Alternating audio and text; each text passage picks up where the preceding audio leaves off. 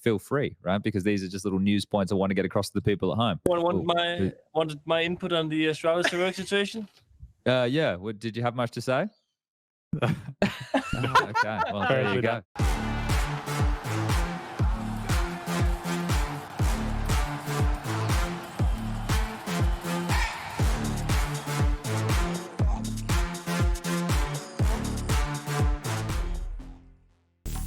Best esports odds, VIP program and a variety of bonuses, fast and easy withdrawals, bet on every possible CSGO matching tournament, as well as any other esports game. Only on 22Bet. Are you tired of your boring old skins and looking for beautiful new ones? Tradeit.gg is your place to go for easy and secure trades within seconds. Simply pick and choose whatever item you want to trade from Tradeit's huge inventory. Verify the trade on Steam, and you're ready. With the lowest fees in the market and a beautiful, easy-to-use UI, Tradeit also offers you the option to instantly sell your items for cash. We accept a wide variety of payment methods. Tradeit.gg is the go-to place whenever you want to try out fancy new skins. Start trading today at Tradeit.gg. It's a good vibe, trend, trend, trend, trend. It's a good vibe, trend, trend, trend, trend. It's a good vibe, trend, trend, trend, trend. Good vibe, trend, yeah.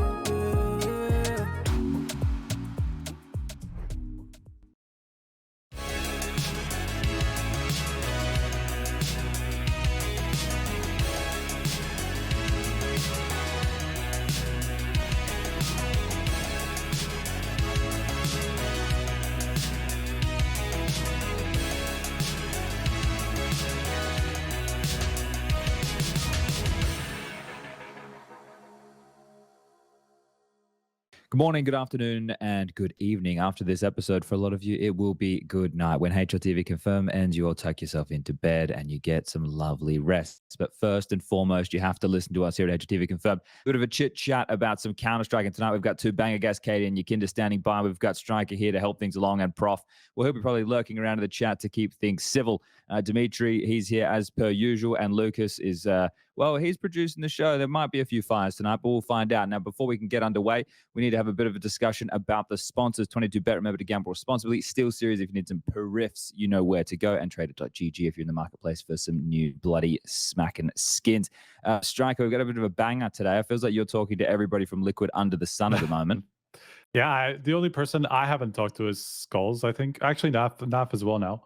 But we had a skullz feature, and I think Harry talked to some of his old teammates and blah, blah, blah, and all that stuff. So I feel like, I had a massive Twistzz interview. We're having this now. We basically, we just need NAV. We just need to get NAV at some point at the first tournament or whatever, and we have the, whatever. It's not the trifecta. The whole team? Whatever you can call it that, yeah.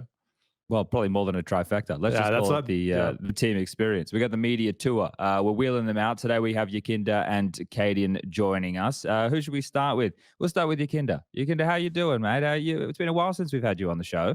Yeah, it's been a long while. I mean, I've been a couple times, and I've been eager to do it again. And I think today is going to be a lot to talk about, a lot of great topics. I think also now after I was boot camping for now 12 days or something. I think we have valid information about each other, valid information about the team and how it's going. So I think it's going to be interesting to watch. And hello, everybody. Have a nice show, guys. All right, wonderful. Casper, you joining us here as well. Now, this is one of the things having you two gentlemen on the show. We have fantastic Counter-Strike talkers this evening. So hopefully me and Striker can keep our mouth shut for a lot of it, mate. Are you ready to dive in deep? I just hope we have enough time, I know that this guy can talk. I know you can too, Chad, and Striker is not light on the words either. So it's going to be a long evening, boys. But give me a +1 in the chat if Chad Birchall is the sexiest analyst in Counter-Strike, okay? Oh, fuck out now. Look at this. He's trying to get the crowd involved already here. He's already doing some crowd work. Jesus, I just woke up and this is already going down. Casper making the magic happen. All right, well, both of those gentlemen are bang on correct. We have a lot to discuss here this evening. Lucas, roll the bumper. Let's get into the hot seat straight a bloody way.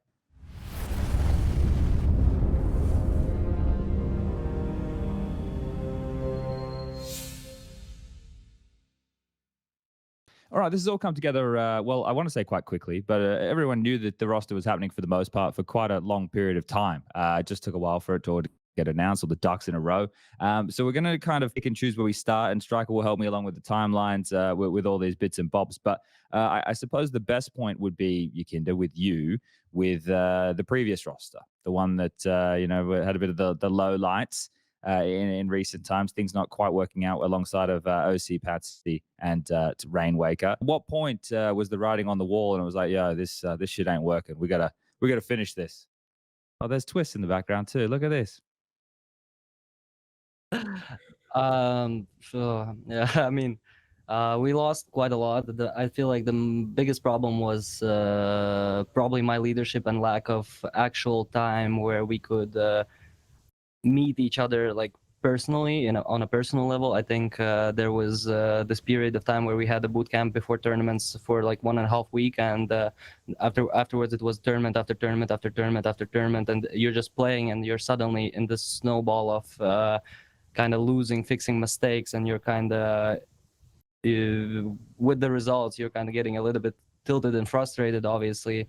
And I believe after Pro League loss, where after Pro League we understood that this is not working. I personally got necessarily humbled in a way because of definitely maybe not the strategic side of the game. I think I completely vanished as a leader in that team. I think I was too harsh on some of the players. I was a little bit uncertain what to do in these moments when you were losing tournament after tournament after tournament, and the only thing for me was specifically to focus on the game, fixing on mistakes and whatever. But the whole problem was actually mental, I feel like.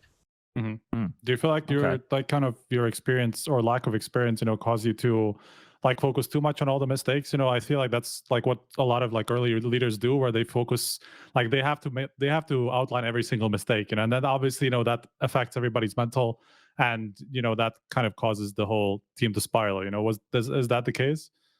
I feel like especially after Casper joined, I noticed things that not necessarily I noticed from different IGLs that I've played like on the team with, and this leadership part and part of actually like bringing people up is really important. And I think, yes, that's lack of experience. I was testing, not necessarily testing, but like I wanted to know how far can I go. I wanted to try. I wanted to see if maybe it works out. Maybe I'm lacking something. And I think I did a really great self-reflection in my own head with what I need to work on, where I can be better, and where, like, what am I lacking to go to the next step. I feel like I was stale for quite some time before that in terms of like my individual level, and I needed to find this solution in a way. One of the solutions that I thought was maybe taking more initiative, maybe taking more calling, and also a big problem I feel like was the role switch. We switched a lot of roles. I feel like that also came with a lot of discomfort for the whole team, and because of that, I think that was one of the main reasons why discomfort led to losing, and then criticizing. You have to learn the new role, and then it's so much work that you just feel pressured, and suddenly it's tournament after tournament after tournament, and you're playing good teams. It's hard to win at that point.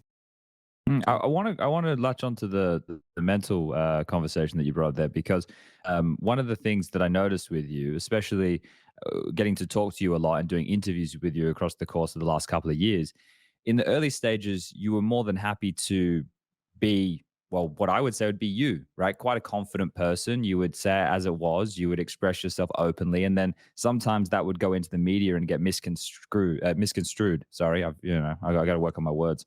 And then you'd end up finding yourself in a position with a bit of negative backlash from the community. And then I noticed in the future when I was doing interviews with you, maybe you just were laser focused on the event or whatever, you weren't as forthcoming with your personality or in the conversations. Was that something that you like actively dialed back, or maybe it just caught you at a bad time? Like, is that something you noticed over the years?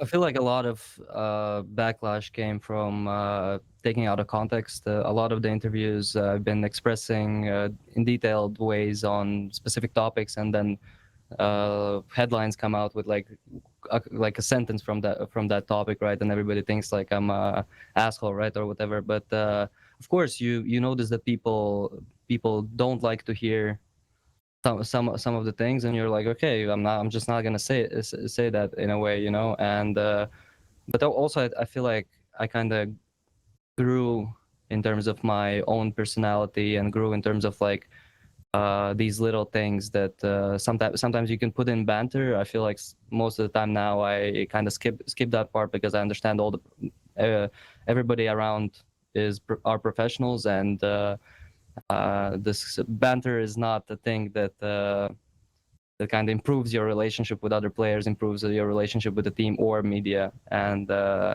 so I agree, I kind of dialed back. But if I'm playing against Casper, for example, or like cadiaN, right, I would probably say like, yeah, he has no chance or something like this, because this person can take banter, you know. And Okay. it's a matter of who you talk to and who you're playing against. And of course, if you're winning or losing, that's basically it. We were losing a lot of tournaments, so I can't allow myself to talk shit, or allow myself to talk banter in a way. No, fair enough. Fair enough. All right. Well, Casper, I want to bring you in here with the perspective on the old Liquid, because you were competing against them, right? They were in the scene. They're a team that you had to look at. So when you looked at that roster coming together, you see, you know, Patsi join, you see, you know, who the fuck is Rainwaker, right? You see this team come together. What was your perspective of the Liquid roster at the time? It's a good question. I think looking from the outside, like I had pretty high hopes for Patsi in general. After his stint in Spirit, I thought that he was a really good player. And, you know, for me, he was kind of like a little bit of a mini YEKINDAR, you know, like very aggressive, searching for these openings and stuff.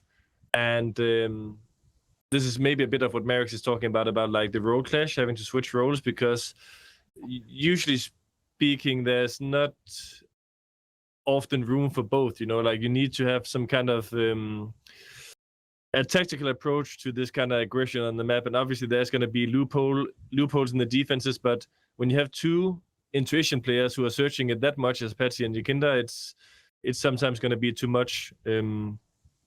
No doubt about Patsi's individual skill, and the same goes for Merrick, you know. In terms of Rainwaker, I don't know too much about him, and I mean, he was not a guy that stood out to me in the European like tier 3 scene. Kind of understanding the reasonings behind it with like the roles he was playing, and this makes sense to me. I think people just also expect Liquid to bring in bigger names, so automatically when you bring in some, like the thing is, Liquid went from being a North American team, right, and they got backlash from going to being a European team. If you go to be a European team and you bring in a guy like YEKINDAR, people are going to be like, that makes sense. You can't get a YEKINDAR in North America. But when you bring in, like, not to be rude, but Rainwaker, I think people are thinking you can probably get something around that quality as a North American player too. And then I think of all probably like what Merrick is saying, that in terms of leadership, it is quite hard to transition from not being a leader into being, and especially when you have like the kind of young age that Merrick has. Because playing with Merrick, there's no doubt that in terms of knowledge inside the game, he has the qualities to be a good in-game leader. But it is more about like managing the social aspect of a team and these kind of things, where, I mean, Merrick is really socially intelligent, but it's being able to put some of your own emotions aside at the right times for the greater good of the team. And I think, I mean, even what Merrick is saying about correcting a lot of mistakes, it's even something that even I still have a lot of issues with, like, but that comes from a good place of wanting the team to become better. But you also need to have the realistic expectation of like the time that it's going to take to improve. Because the thing is, if you try to correct everything, also people will at some point kind of be fed up with this like new information and not being allowed to do it their way. So I don't think it's Merrick's fault for not making it work. I think it's more like a lot of smaller things which led into it. But like looking from the outside, it was more like when you played them, you were more scared of like a Merrick's or someone popping off than like the overall, like you're not scared when you drew them. Like I'm just gonna be honest. Thanks, Casper. No, fair enough. Essentially, like a whole new team and a whole new project getting put together with all the different parts that we're talking about here to make this work. Okay, so we go back to, I think it was about 65 days ago, right? That would have been the last official you would have played, YEKINDAR. That was, and it was it still on CSGO when you were playing that event against Complexity? Yes, it was actually, we were in Washington and it was a CSGO final of Blast Showdown. And it's actually, how many days? 65, you said? Yeah. I was just having a quick look, 65 days. That's actually crazy. It's also crazy that like this transition period of like Casper coming in and Ross coming in and Felipe coming in, it was a really long transition period of idling. After Washington, we didn't have after Washington, like the Blast qualifier, we didn't have anything to do. The only thing I was doing, streaming, playing Faceit, but playing Faceit, you're kind of losing the sense of your own individual performance level in terms of like in the team, right? You're kind of getting used to not maybe call as much or getting used to speak less. Yeah, you're playing Faceit, bugs on yourself, right? Doing some specific individual moves and whatever. And now since we started playing back again, I understood how much I missed playing scrims, playing with the team, talking, theorizing all the time. And I understood that these 65 days, maybe if we take out the bootcamp, maybe 13 days, right? So like 50 days, a little bit over 50 days, I understood that I'm watching all the games and I'm playing individually, but you're missing out on this understanding of positions and understanding the meta of the positions, and you're kind of falling back a little bit. And I had the first couple days, and Keith had the first couple days where we had to adapt. We had to, because Russ played, Casper played, Felipe played, everybody was playing, but me and Keith were kind of fell behind, and I can't even think about how players who have longer periods of not being in a team, who can be 6 months without a team and then coming back after 6 months, it's like night and day compared to what they played before, right? And I mean, people are saying that playing a lot of Faceit pucks after practice is going to give you bad habits. So what happens if you only play Faceit and you don't have the practice, right? Like, it makes sense. Yeah, that is true. So it was definitely a little bit hard, but I'm glad we're practicing. I'm glad we're back, and sadly, our next tournament is only next year. So, well, that's the thing. The tail end of this year has been pretty quiet, and for the both of you, right? Because we can start transitioning into talking about where we're headed. But Casper, for you as well, the last tournament, what was Pro League, right? The group stages with Heroic, is that? But then you played the fall finals, and you beat Astralis, which obviously must have felt fantastic. But that was, things were already fucked at that point, right? Like the knife was already well lodged in the back. You were just doing the last little tour. So for you as well, it has been quite a long time for this runway, right? So how have you been passing the time? I've seen you, a little bit active on the Instagrams and stuff, doing different bits and bobs. Looks like you've been doing some socializing. I'm sure it's good to be able to replug with some of that stuff. Life has been different. I mean, I think there was, of course, the first. The thing is, life has been different, and it has been less team practice, but it has not been like less hectic, in my opinion. Like, of course, there's been less practicing, but from when everything was like unfolding in Heroic and trying to figure out that entire situation, and is it solvable, is it not solvable, like all these kind of things, to then realizing, okay, like it's time to find a new home. Like, then it's a lot of talks with like different organizations, back to Heroic, back to the lawyer, back to all these kind of things, constantly trying to look out for how things are going to work out the best. And like you said, Chad, like definitely been socializing a bit more, like going to football games, concerts, birthdays, all Bars. these bars. Yeah, some bars too. Like all these kind of things, where there's not really been time for that usually. But I think, all that stuff for me is also like actually, you cannot see, but I've been getting pretty buff. Like you're gonna find out at the next LAN. Like been hitting the gym. Yeah, I can see the chat agrees, so that's great. But like doing these kind of things, that is harder to do when you are on the road so much, and when it's like a different location, hectic schedules and stuff like this. So, but then kind of starting to play CS2 and had the same experience as Mary's, where it is different when it's not in a team environment, which was also why I think one of the reasons, there was many reasons for why I wanted to help Heroic at the last tournament, but one of them was also to get like kind of 1 week of team practice and playing it once in the tournament to be in a better position for when I was going to arrive in Liquid. Because the truth is, like, Russ is the only one who has like true deep experience in CS2. I then have a little bit, but the 3 others hadn't really played like in a team environment, and it is very different. So we all kind of more or less, other than Russ, started a bit from scratch here.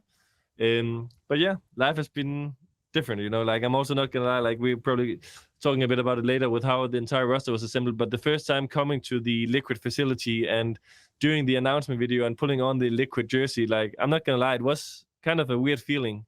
Like, after seeing myself for more than 4 years in the Heroic one, I was like, is this some kind of skit for some troll ESL media day, or like, what's going on, you know? But yeah. When you were talking, when we were talking back in it was Copenhagen, right? That just feels like it's like time's passing by so quickly. When we were talking back then, I mean, kind of, I was asking you about the offers and how quickly you ended up deciding. Obviously, at the time, you couldn't talk about Liquid, you know. So I just wanted to ask this again about, you know, back when, you know, it became clear that you were going to leave Heroic. You were talking about, you know, how you want to choose your next team carefully. You want it to be somebody who you're going to be able to win with. You were talking about like multiple offers, but like from the reporting, it seemed like you were set on Liquid pretty fast. Yes, I mean, it of course depends on what you see as really fast, right? I think also even after going kind of deep in the negotiations with Liquid, some other opportunities arise too, which was really interesting. But for me, the thing was like, when the entire Heroic thing broke down, like, the roster mania hadn't started really. Like, it was about to start, you know. So it was good for me to wait a bit with signing the contract, even though I was deep in the talks with Liquid. I mean, for me, it was, when I was looking at Liquid, I was like thinking first and foremost 2 things. First was that, looking from the outside perspective, I mean, I was talking with Marix already at the DreamHack at the IM Dallas, where he told me that he was going to take over the in-game leadership, and I was like, bro, you're gonna regret this. And he was like, let me kind of show, you know. And I showed. you showed. No, but I think, like, also because of kind of the theory of like, Marix is a top 10 player on his best days. Like, you've seen that kind of consistency in performance, and like, to balance that out with still being an in-game leader, that's super tough, you know. So I think it was not necessarily I don't think you can be a good leader. It's kind of like, make sure that you are still going to be doing what you're best at, you know. And so from the outside, I thought that they would be getting a better leadership with me coming in. I thought also a better AWPer.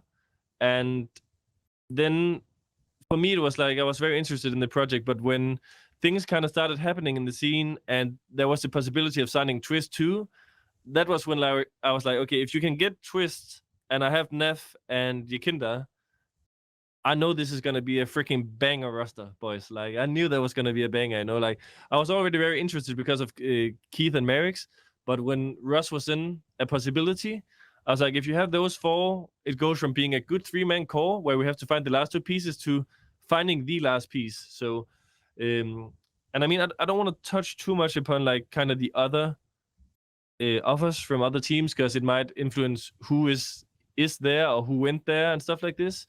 I'll just say that I was actually pretty humbled by the interest, because I think even from my side, it's when things happen, you were still like, okay, is this the end? And who's actually interested in signing me? And also because there's one thing is getting a new AWPer, another thing is getting a new in-game leader, and not a lot of teams are looking to get both at the same time. Right. So I was actually really humbled by the interest, and also I think the scouting processes from a lot of organizations has improved a lot. Like, the kind of reasonings why people contacted me were I thought people are moving in the right direction in terms of also looking at like social skills and not just like getting the one with the best stats and stuff like this.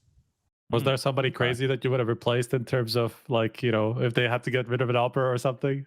Obviously, I'm sure you don't want to say specific names. We had that talk before, but if I speak, I'm in big trouble.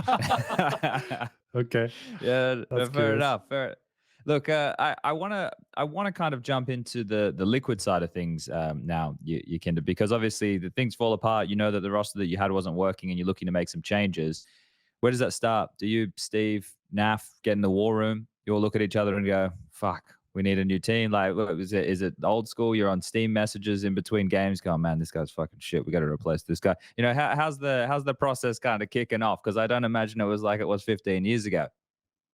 Uh, I mean, overall, just everybody understood that there's most likely gonna be changes because of the results, because of how things were happening. I think Steve did a really great job of calling the right people and asking the right people about like possibilities, what can happen, who is available, what to do. I think Steve purely got us Casper and got us Russ.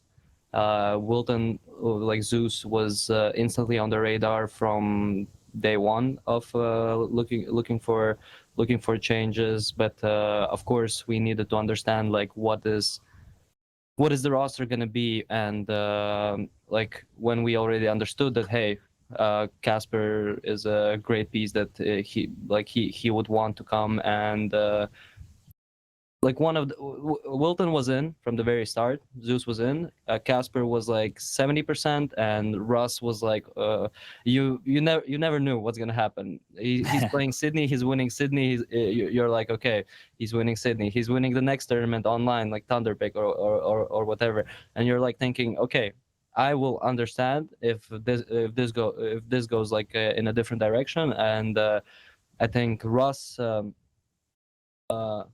really handled this really in a mature way of speaking actually truthfully what he thinks, what is happening on his mind, and giving us this room to kind of understand. Because like if you wait too long and then he says no, you're kind of like out of the roster mania in a way. There's a little amount of players that you can get that to replace the possibility of getting Russ, right? And all thanks, I think, for making this roster is on Steve and the organization. I think they did a truly great job. Me and Keith mostly were like saying yes or no to Steve's question of like, hey, can you watch like skullz, right? Or hey, would you want to play with Casper, right? So we were not necessarily that as much as involved as Steve and Liquid. Okay. Well, I think one of the big things here is obviously having Casper come into the team solves two problems, right? And we've mentioned that, the in-game leader and the AWPing side of things. So that gets taken off the plate, and now you can build around a bit more. Now, one of the things, Strike, I want to bring you in here. Yep. The interview with Twistzz that I thought was interesting was him talking about this position that exists in a team when you have the AWPer and the in-game leader and a rifler, and it's something that he wants to do. You want to expand on that a little bit for maybe people who didn't read the article, or did I basically just cover it? Right, I mean, no, what he was talking about was how unique of a position, you know, he is in, because yeah, caidaN is an AWPing in-game leader, you know, and so he's leading more from the back rather than the traditional in-game leader these days, which would be more, you know, guys who's coming in first and like is very much in the action all the time, and like he's the first one taking duels a lot of the time. And so like he's saying that he now has that role, you know, like kind of like a more traditional agile position rather than role, you know, because those two things are a little bit different, you know, where he's more in the action and has a lot of power over rotations on CT side as well, from at least what he was saying, you know. So yeah, that'd be the cliff notes. So when we kind of all put this together now, Casper, and you look at this as someone, when you were leading Heroic, we looked at this as a team. Obviously, you had people who are a bit more specialized in certain areas, like Shush was the anchor, the man coming in for the clutch, you know. But everybody had to be able to do everything in your team at any given moment, because if you said fucking jump, they had to say how high, and then that had to be higher than what you even wanted, right? Like that's how this team kind of functioned from the outside. Is it going to be a similar situation when you look at this current team? Like, when obviously let's be in the mind of Casper when the conversation is beginning with Liquid, and you're thinking, okay, I'm coming to a new team. Was it you wanted? Nobody ever wants to copy what you're doing and bring it, because different players require different things. But how do you see the style that you want to bring to this team? I just want to say one thing, that we're already jumping around the map and Casper is trading us. So it's like already day one. Day one. If Mark's jump, I'll trade. Perfect. I mean, I think it's a really good question, Chad. And I mean, one of the things I was looking at a lot when picking my next home was also the chemistry that would be not just inside the server, but outside the server too. And I mean, starting there, I think like looking at Liquid, I maybe had like, I'm always like having a really good connection with NAV, like from when we meet each other at the lift or when we greet each other at events and stuff like this. But also he seems like a guy who's maybe not buying into that kind of heroic philosophy of doing everything together that much, like going out to play football or all these kind of things. So that was a bit of a worry. But when we were starting to assemble the roster and we had like a team chat with the, should I say Twistzz or Russ? And like first names and nicknames, what's better for this entire thing? Whatever you prefer. I mean, as long as people understand it, you can do nicknames for that purpose. But I mean, whatever is more comfortable for you. They'll work it out, man. They'll work it out. And I mean, if people are in doubt, you use Google, boys. And then we had a talk with Russ, and one of the things that was important for Russ too was to kind of build that kind of chemistry that wasn't heroic. With people wanting to do things together and building a friendship outside the server too. So he also early on addressed it with, for example, Keith. And Keith is like, he's into that stuff. And actually, Keith has impressed me a lot in terms of the way he's wording things, the way he's buying into things, which, I mean, I think maybe Marius can elaborate as well, like, but it doesn't seem like a Keith thing to kind of do all these things. But I think Keith also realizes that, I mean, this is the chance. Like, if you want to get Liquid back to winning ways, like, this is the pieces you have to work around, and you have to be open to some kind of different approach as well, because the last years has maybe not been as good as they hoped. They've not been terrible, but they have not been as good as people have been hoping for. So that's one thing. And yeah, I mean, you're talking about like building the entire roster and what kind of playstyle and stuff like this. And I think for me, one of the things was both inside and outside the server, it's important for me to not try and replicate a heroic 2.0, because like you were saying, people here are different, like different personalities, different culture, all these kind of things. I will try to advocate for what I think gives a better team chemistry and what I believe will give us a higher chance of winning. And hopefully, with the way I'm going to try to present things, people are going to buy into many of them. But I don't want people to do a lot of stuff that they don't feel comfortable in or that they don't like either. So we're trying to find a balance of that. That's both in terms of in-game and outside the game. And I'll say this is, I mean, obviously it's early days and you can call it honeymoon or whatever. But I will say, I think like everyone here has surpassed my expectations of how I would build chemistry with them as friends. And also the performances that has happened in game, and building on top of the entire project was like when I was presented with that it could be Merrick's and Keith, and then Russ, and we were looking for the fifth. We got Felipe skullz, and we were like, okay, what can this guy do? We had like Zeus as a coach, who I have a tremendous respect for too. Who there is bigger personalities in this team too than there was in heroic. And I think the way, like, sometimes when debating things in terms of Counter-Strike with Merrick's, we have been doing things in a really good way where it's not that we don't agree on stuff, but we are trying to challenge each other's mindsets and thoughts. And Wilson is a really good personality as well, like kind of trying to handle that dialogue. And when we then also added Edward Cleveland, Mind Body Esports, former G2, like, for me, it was just like every time I was like, okay, this is a good team, this is a good project. Whoa, okay, it just got a little bit better. Whoa, it just got, and it kept going like that. And I think that's also why there's a lot of expectations for this. But in terms of the playing style, for me, there's also a lot of the stuff with heroic, which came natural to us because I have been preaching it for 4 years. So even some of it, I need to get back fully on my own backbone to like preach from the beginning and why do we do it and how do we do it and stuff like this. And I feel a good development in that. But also I think that there's going to be 5% more individual freedom in this team due to the Only players. 5%? Only 5%. We tried 10 or 15 for the first day, and oh boy, that went crazy. You know? So we'll keep it at 5 for now. Maybe they'll get up to 6 or 7 if they handle the these assignments good.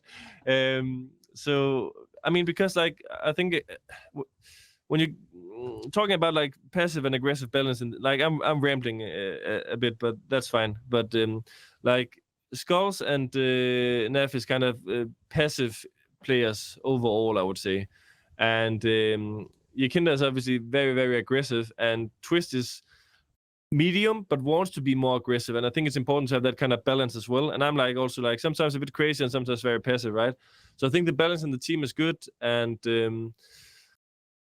I think we're learning a lot day by day right now. But I also think that it is the biggest task I've had in a long while, because it is literally 4 different Counter-Strike schools, and the only 2 who has any like recent experience with each other is YEKINDAR and NAV. So yeah, so that was a long answer, but yeah, I mean, I just wanted to actually kind of latch onto that, because I was wondering, and I'm sure people wonder, because like you're obviously coming in from a very, very, very specific play style, and like you have your own dynamic, and it's been the case even through multiple iterations of Heroic. That's sort of like super dynamic, like everybody's like sticking together kind of play style, basically both sides, like constant gamble stacking on CT side, all this stuff, that you're so well known for now. And coming over into a new team, I don't know how much of that identity is going to stay. I think people are kind of wondering about, and how much of what you were talking about, with like having different personalities, having different players now, is going to affect that. When you're talking about like 5%, it sounds to me like it's going to be pretty fucking heroic, man. I mean, I think also time will tell, because truth be spoken, we have been practicing Counter-Strike for like a little more than 7 days. The first 3-4 days was without a PC. It was like a retreat, a boot camp where we got to know each other on a personal level. And 2 of the things I was preaching as well when coming to Liquid was that let's get a freaking mental coach, and 2, let's start off with not playing Counter-Strike, because first and foremost, I think when you have like when you invest so much money into getting this level of players with this kind of repertoire, you say that? Yeah, I think so. Let's not like let things just kind of happen, and if things go good, they go good, and if things go bad, that's now we need a mental coach. You come in and fix everything. Like, let's have someone who's going to try to spot some of the issues coming along the way, help us digest different difficulties, different problems and stuff like this, and also to just help us build the right team culture. So that was one thing. In terms of the retreat thing, which was important for me too, it was that let's get each other to know each other as like friends and people before we get to know each other as players, because I think it's very important to have that kind of feeling where you enjoy being within each other and with each other. Within each other, that sounds a little bit sexual. Yeah, but because friendship is important when you travel so much and when you're so much together. In terms of the only 5%, I think 5% more freedom doesn't mean that it's 95% heroic playstyle, because I also want to challenge my own playstyle and make it even better. I think later on, some people were catching more and more on to the heroic playstyle of like how we did things. And sometimes we didn't always find the solutions, or we knew what the solution were, but we were not comfortable playing in that way of defending and stuff like this. I think of course, like I have my identity, right? And I will be preaching this and I will be telling people. And there's a lot of times where I don't think when I'm calling someone to just move away from the spot that they completely understand why, but people have to do it. And then along the way, they'll kind of realize the bigger picture of the movements, because it takes time. But I also think already now, like I've been getting a lot of input from Merrick's, from Wilson, from Russ about different ways of executing or philosophies of how to do things. And I'll just put one thing out there, like people can say that I'm like one of the greatest minds of Counter-Strike and a great freaking leader and all this, but I am not done learning by any means. Like I'm here to suck in all the fucking information that people can give me in regards to how to be a good captain, about how to approach different philosophies in CS and all this. Like I trust a lot of my own things, but I also know that I can become way better still. Like I'm not done learning, that's for sure. I think it's also a unique experience in a way for me personally. I think for everybody in the team, we have 4 different kind of schools of CS, where NAV comes from Liquid, Twistzz comes from FaZe, cadiaN comes from Heroic, and I come from this like where I learned my foundation was VP, right? And having these discussions and different thoughts, theorizing and kind of brainstorming evolves every player on the team. I think is truly a unique experience. And I agree with Casper. I think everybody is taking it as being a sponge in a way of. I don't want to use the suck word. Yeah, that was. I can see the chat going crazy, dude. Like that was not a good one. That was not a good one. Yeah, but basically sponging the whole information and learning from each other and discussing.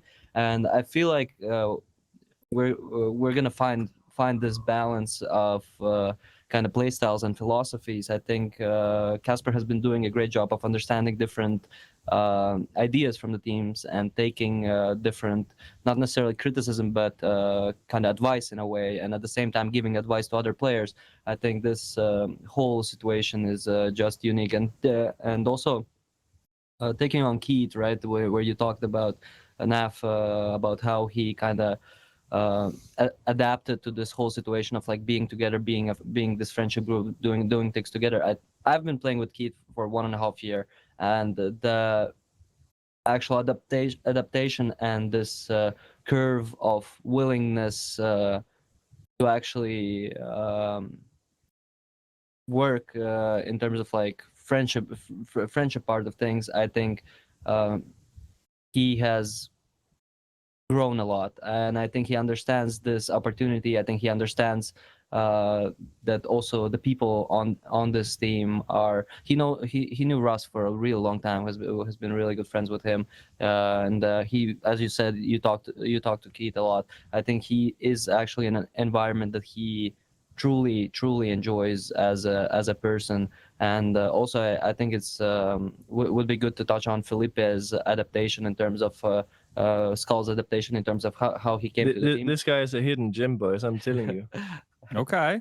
I was saying, give us some more. Rainwaker. Yeah,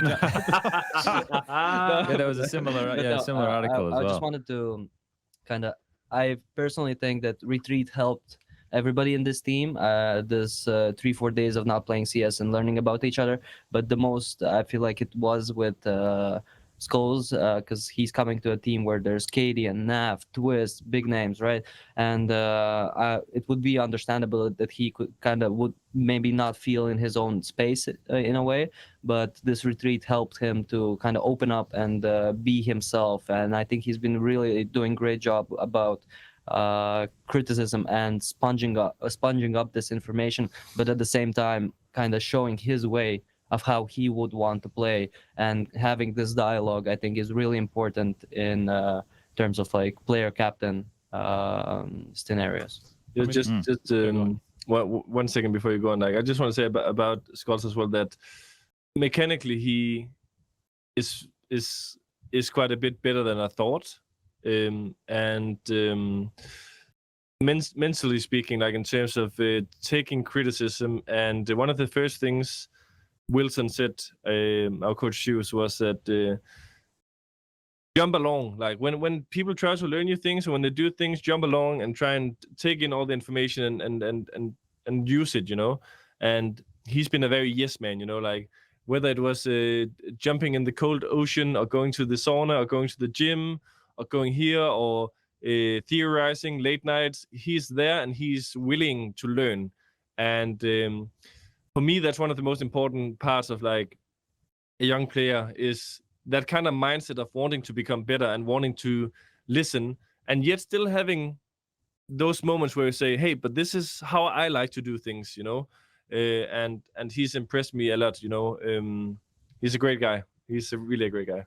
I had a question about, you know, you've been talking about combining four schools of CS effectively, and obviously, you know, when that happened in the past, you know, like that's always been kind of a big clash in terms of, okay, everybody has their own ideas about how CS should be played, and that obviously, you know, eventually, like, it's hard for everybody to come together and actually agree on how they're going to play. So how do you make sure that doesn't get in the way too much? Like, is it just down to the hierarchy, you know, like you're the one who always has the final say, and then you have some people who also have something to say, or how do you make sure that doesn't get in the way, essentially? I mean, I think Wilson has been really good at also saying, like, at the end of the day, the guy that's the most important to feel comfortable is you, like me, because I'm gonna be leading the battle when it's like really difficult. So that's a big clap on the shoulder, you know, knowing that your coach is gonna support your vision and stuff. But I think also looking from the outside, I think a lot of people has already tried to copy some of the things that we were doing. So people are also eager to try and play the style and learn a bit from it. But with that being said, like I'm still learning a lot from the other guys in how they think and how they do things. And one of the things with Heroic is you were talking a lot about like experts were talking a lot about how every player had possibility to win the game and to do their things, right? And why is that? It's because I believe that it's important to try and make every player feel comfortable, to make them have some roles, plays, the feeling of them sometimes also getting the hero AK or not buying the nades in the pistol round, or and like all these kind of small things to try and balance, making people feel trusted and believed in. And I think some of those systems also goes beyond like just tactical depth, you know. And we are here to define our own style. Like there is a chance, Striker, that some of you guys are gonna be saying like, "Oh, this is the heroic style. They're just playing heroic CS." But best case, we develop a style together, and people are gonna be talking about the liquid way of playing Counter-Strike. Yeah, there's definitely ups and downs. I think. Yeah, people like you're saying, like a lot of people also calling some of the heroic style gambles, but it is a lot of like percentage They were plays. great reads, weren't they, Casper? Right. What did you say? They were the perfect reads. They weren't gambles. You fucking had the number every time. You said that, not me. Not me. But I think also one of like a pretty big compliment that Marix also said is like, oh, he sometimes when we're like theorizing and running around the server time, he's I'm getting flashbacks to Jame, like because I think also like Jame is, even though our styles are different, it's still some like percentage plays of like how to have a higher chance of winning. And yeah, I want every player to feel comfortable. I want every player to feel seen and heard. Sometimes I already said this, like, listen, you want more action, but you cannot get more action right now because the way we play in these scenarios doesn't allow for like, I mean, if I just let everyone do whatever they think is right in the round, you know, it's gonna be the Wild West, you know, like there needs to be structure, there needs to be idea, there needs to be a bigger meaning behind things. But I think people are also realizing that I am maybe more strict than they think, but there is room for freedom and initiative, but you need to find the time for it in the round. Oh, I don't know how you... I think from my perspective as well, everybody in this team, everything comes from respect in a way. Casper has been a top IGL, top 3, top 2 IGL, how you want to think, for like 2 years now, probably, right? Consistently being in top 5, top 3, top 1. And I think everybody at one point of these like 2 years have looked up to Heroic, right? How they played. And when you understand that, hey, you have a leader who's experienced, who's good individually, who plays good in arenas, has insane like clutch, and that's only individual stuff. But then you notice like his leadership outside of the server and his thought process inside the server. You kind of learn to respect and understand that he is the captain. He is the as you said, Striker, about the hierarchy. You just understand that, hey, he's the captain. Yes, I may maybe kind of disagree with some things. It could be possible, but at the same time, you understand that you're going to be playing his game, how he wants the game, because as Casper said, like he's going to be leading us in these tough situations or arenas and whatever tough games. And also about the Jame perspective, I've literally, when we first couple days when we were starting playing and theorizing, I was getting deja vu from Jame. I'm not even kidding. I was like, it's actually crazy how similar. Maybe it's an op IGL thing, but how like similar they think and how similar they micromanage people in the server. And maybe it's just as everybody knows, I respect Jame a lot, but Casper has actually exceeded my expectation of op IGL. I think he is doing. I haven't played with Jame for like 2 years now, so it's hard for me to tell on what level he is now. But I think Casper is doing a really great job. And when I say Jame deja vu, I mean in a good way, obviously. Okay. I mean, this is kind of crazy, Chad. That we're hearing him compared to Jame, but like, you know, if you compare heroic Completely and different VP, styles I of don't. playing the game. Obviously, you know, CT side, like, you know, we call the gambles and all that stuff like that. There's a lot of similarity there, but T side couldn't be any more different, like in terms of playstyle between them. You know, so it's kind of crazy to listen to this. Well, there's a lot to unpack, right, from the things that you guys have been saying. One thing I want to touch on here is, I suppose, the different schools of Counter-Strike again, and maybe break it down a bit more succinctly, and you guys can tell me what you think about this. But we're talking about philosophies of the game, right? You guys are talking about approaching different scenarios and the way that you're going to go about it. Essentially, you're all trying to find the same or a similar answer. It's just the way you get to making those decisions, right? And then going through, okay, well, Twistzz, they're used to going this decision tree, and Casper, hey, you have this, and it's just making sure that everybody has that same understanding. Is that what we're trying to tick off the list mainly? Because I imagine the macro is going to be more Casper deciding how the bigger picture is approached, and then the micro, you want to have the trust that they're going to make the right decisions in the right moments under that macro, right? Go. I mean, overall, like it's a question to you, but I'm gonna answer. It's basically kind of both macro and micro. You're sharing experiences. Casper is sharing experiences on, for example, I'm gonna give an easy example. On Overpass Monster, you can entry as a T side, right, with flash poppings and whatever. I've always entried like running out, checking the wood plank, and then going to the pillar. Casper is saying to me, hey, you can jump out and the wood guy will die anyway, because while he's kind of putting his crosshair up, the other guy will trade and whatever, and you're going to be faster towards battle. It's like these little things kind of show you that it's not only macro and more macro based situations, it's also micro situations that how Casper wants his philosophy to work in our team, right? And of course, then you have discussions and talk about like, hey, you kind of argument with each other. Hey, but I like doing it like this, and you kind of argument, and you understand he's right on some different other points, right? And you're like, okay, I'm gonna try to do it like this. You do it like this once, and then you understand it works, and that's how like micro things work. In terms of macro, also it's like, as Striker mentioned, the gamble stacks, whatever, right? You need to understand. For example, if Casper says like, "Hey, come for A, we're gonna push A or whatever, and we're gonna stack there blindly." In your head, maybe you don't have this situation thought in your head, and you're thinking like, "Why would I come A?" And you kind of hesitate, and you lose the timing and whatever, and you constantly discuss about his decisions in terms of like calling as a leader in the game, and he's kind of explaining to you this way of his thinking, and only then you kind of get on his level of understanding of the situation, and that's basically the philosophy difference, and how we kind of approach this dialogue in a way. Because like if people come and they don't hesitate and they come where Casper says them to come, right? You can always freely ask after the scrim, like, hey, why in this round did you say for me to come, right? And you kind of have these discussions, and it's a not never-ending cycle. We start our day at 9 and end our day at 11, and we're constantly talking about CS during lunch break, during any break that's possible. We're like sharing these ideas, and Casper is kind of giving us this insight into his philosophy and on how to play. Now that you mentioned that, I just wanted to kind of ask about, you know, caidaN has always been, you've always been kind of very upfront about like wanting to have the grind, you know, like in like the grind mentality in the team, like everybody has to put in shitloads of work.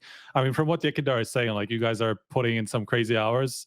Has that been like, has there been a big focus from that from your side, and even like from the pieces that you wanted in this team? And, you know, like, okay, I want people who are just fucking like, okay, CS, like this is what my life is about. I mean, I think the only one who maybe has a little bit of a longer lifeline on this is maybe Keith, because he's shown through many years that he performs really good on the big stages and has a consistent level.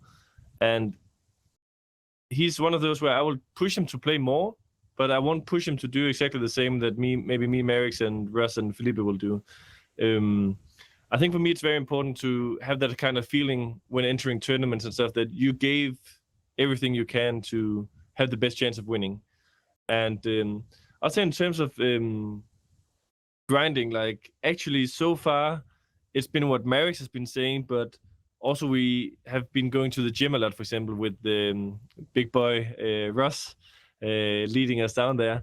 And I mean, yeah, also in the gym we're talking about CS. Also in the it's gym, kinda... yes. Also in the gym we're talking about CS, but it hasn't been maybe the same way. Maybe it's gonna come later on, where it's like it's not like we've been playing a lot of like deathmatch and individual CS. We've been okay if the scrim is done or the practice is done. We are joining the server again and talking about situations and stuff like this. So it's been a lot about team play focus rather than can I make Marix peak individually at Christmas Eve, because I mean we don't have a tournament for the rest of the year, so I don't really care if it's going to be 2-3% better aim wise for the next month. I want to make sure that we are on the same page as much as possible. And I think in terms of what you were talking about in like macro and all this kind of stuff, I think you said it, Striker, that it's like a playstyle that is very dynamic, and it's a playstyle where everyone kind of has to be able to fill every role. And that is where I'm trying to get people to go, you know, people being comfortable in standing in positions they're not. And even skullz and like Felipe and Keith have to run in sometimes, you know, and they've been doing that, and they've been doing it on a good level. But it is important to kind of understand as well, like with my style, that it is kind of snowball and back and forth, and you're moving like this. And the thing is, if you go like this, but every time one guy is like, nah, I'm gonna stay, and then you go over here, and then this guy's, I'm actually gonna stay, because they feel like they are in a good position. The kind of concept dies. Like you have to snowball, and of course there's sometimes where someone has to say, I am in a good position. But I was kind of trying to explain the boys as well in the beginning that, okay, but if on the T side that you have 2 rounds, Marix, where you feel like you have the play and you should stay, and then Russ has 2 rounds where you feel like he has to play and he wants to stay, and then Felipe has 2 rounds and Keith has 2 rounds. That's 8 rounds, boys. Yeah, we're fucked. That's 8 rounds out of 12, and then like not counting pissed round, ecos, and all this kind of stuff, you know. So you sometimes have to give up what you think is a good position for the greater good of the team, and the like kind of snowball and back and forth effect. And I think people are slowly buying more and more into that. So it's a learning curve, but a fun one. Okay, I got 2 questions. First one, the communication, is that going to be hindering that playstyle? Do you think all of you are, well, other than skullz, and I've spoken to him a few times and his English seems more than serviceable, but do we think that's going to be a drama? I think a little bit in the beginning. It's going to be harder. There's a story there. There's a like on overpass entrance of toilets from CT spawn. There's like a slant wall, like a diagonal wall towards banana, right? And when we were talking about callouts, I'm like, yeah, this is a slant, right? And then Casper's like, slant. What is that? It's gonna be hard for me to remember. Can we call it something else? I don't know this word. And it's in terms of like little words, there have been maybe some miscommunication in a way, but I think Casper did a really great job of adding keywords, which is really important. Which you basically replace this problem of communication with those specific keywords that you agreed upon. Yeah, I mean, I think like for me, yes, I've been calling in English before on Rogue, so I have experience. And I mean, yes, I have a little bit of a Danish accent once in a while, but my vocabulary is okay. You know, like I can communicate, especially in CS terms. Slant. And but I think it will still be a little more difficult for me in the earlier stages to articulate myself fast and concrete. There's some situations as well where I'm saying, come, and people are going towards me, but I'm kind of, my feeling is when you say that in Danish, you're like kind of like go, you know. Like, so there's like kind of small things like this where it will be a little more difficult, where I sometimes want to, I'm going to try to keep some things more simple and set than maybe I did in Heroic. But my overall hope is still to reach that kind of level of communication and freedom along the way. But I'm also pretty cautious of and listening to what other captains are saying, like listening to interviews with like caidaN, stabbi, Apex, these kind of guys who are in international rosters. They're kind of like, well, things are just need to be a little more simplistic and a little more set. And I don't want to come in and just like fully try and embrace like the heroic style, which is too much back and forth and craziness and stuff like this. If it's too difficult, I want to find the balance, and then along the way, I can kind of edge towards one or the other. Yeah. Okay.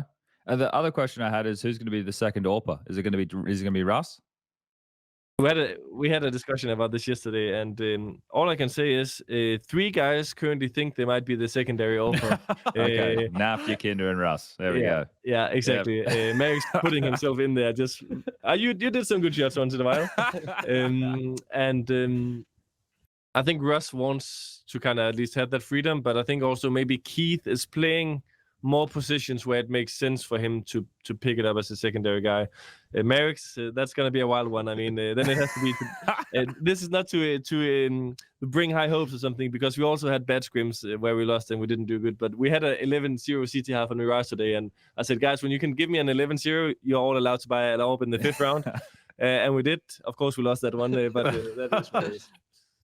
I'm still having fun with that. Okay. Mostly it's Keith. Mostly Keith, because of his positions, as Casper said, is the double opening. But Ross is like, sometimes he does like, yeah, they're playing like that I can buy an op and kill them, you know. And he okay, buy an op and kill them. And I mean, sadly, I can't run down banana with an op. Yeah. Well, hold up. So we know Mirage is in the map pool, Striker. Let's just try and work this out.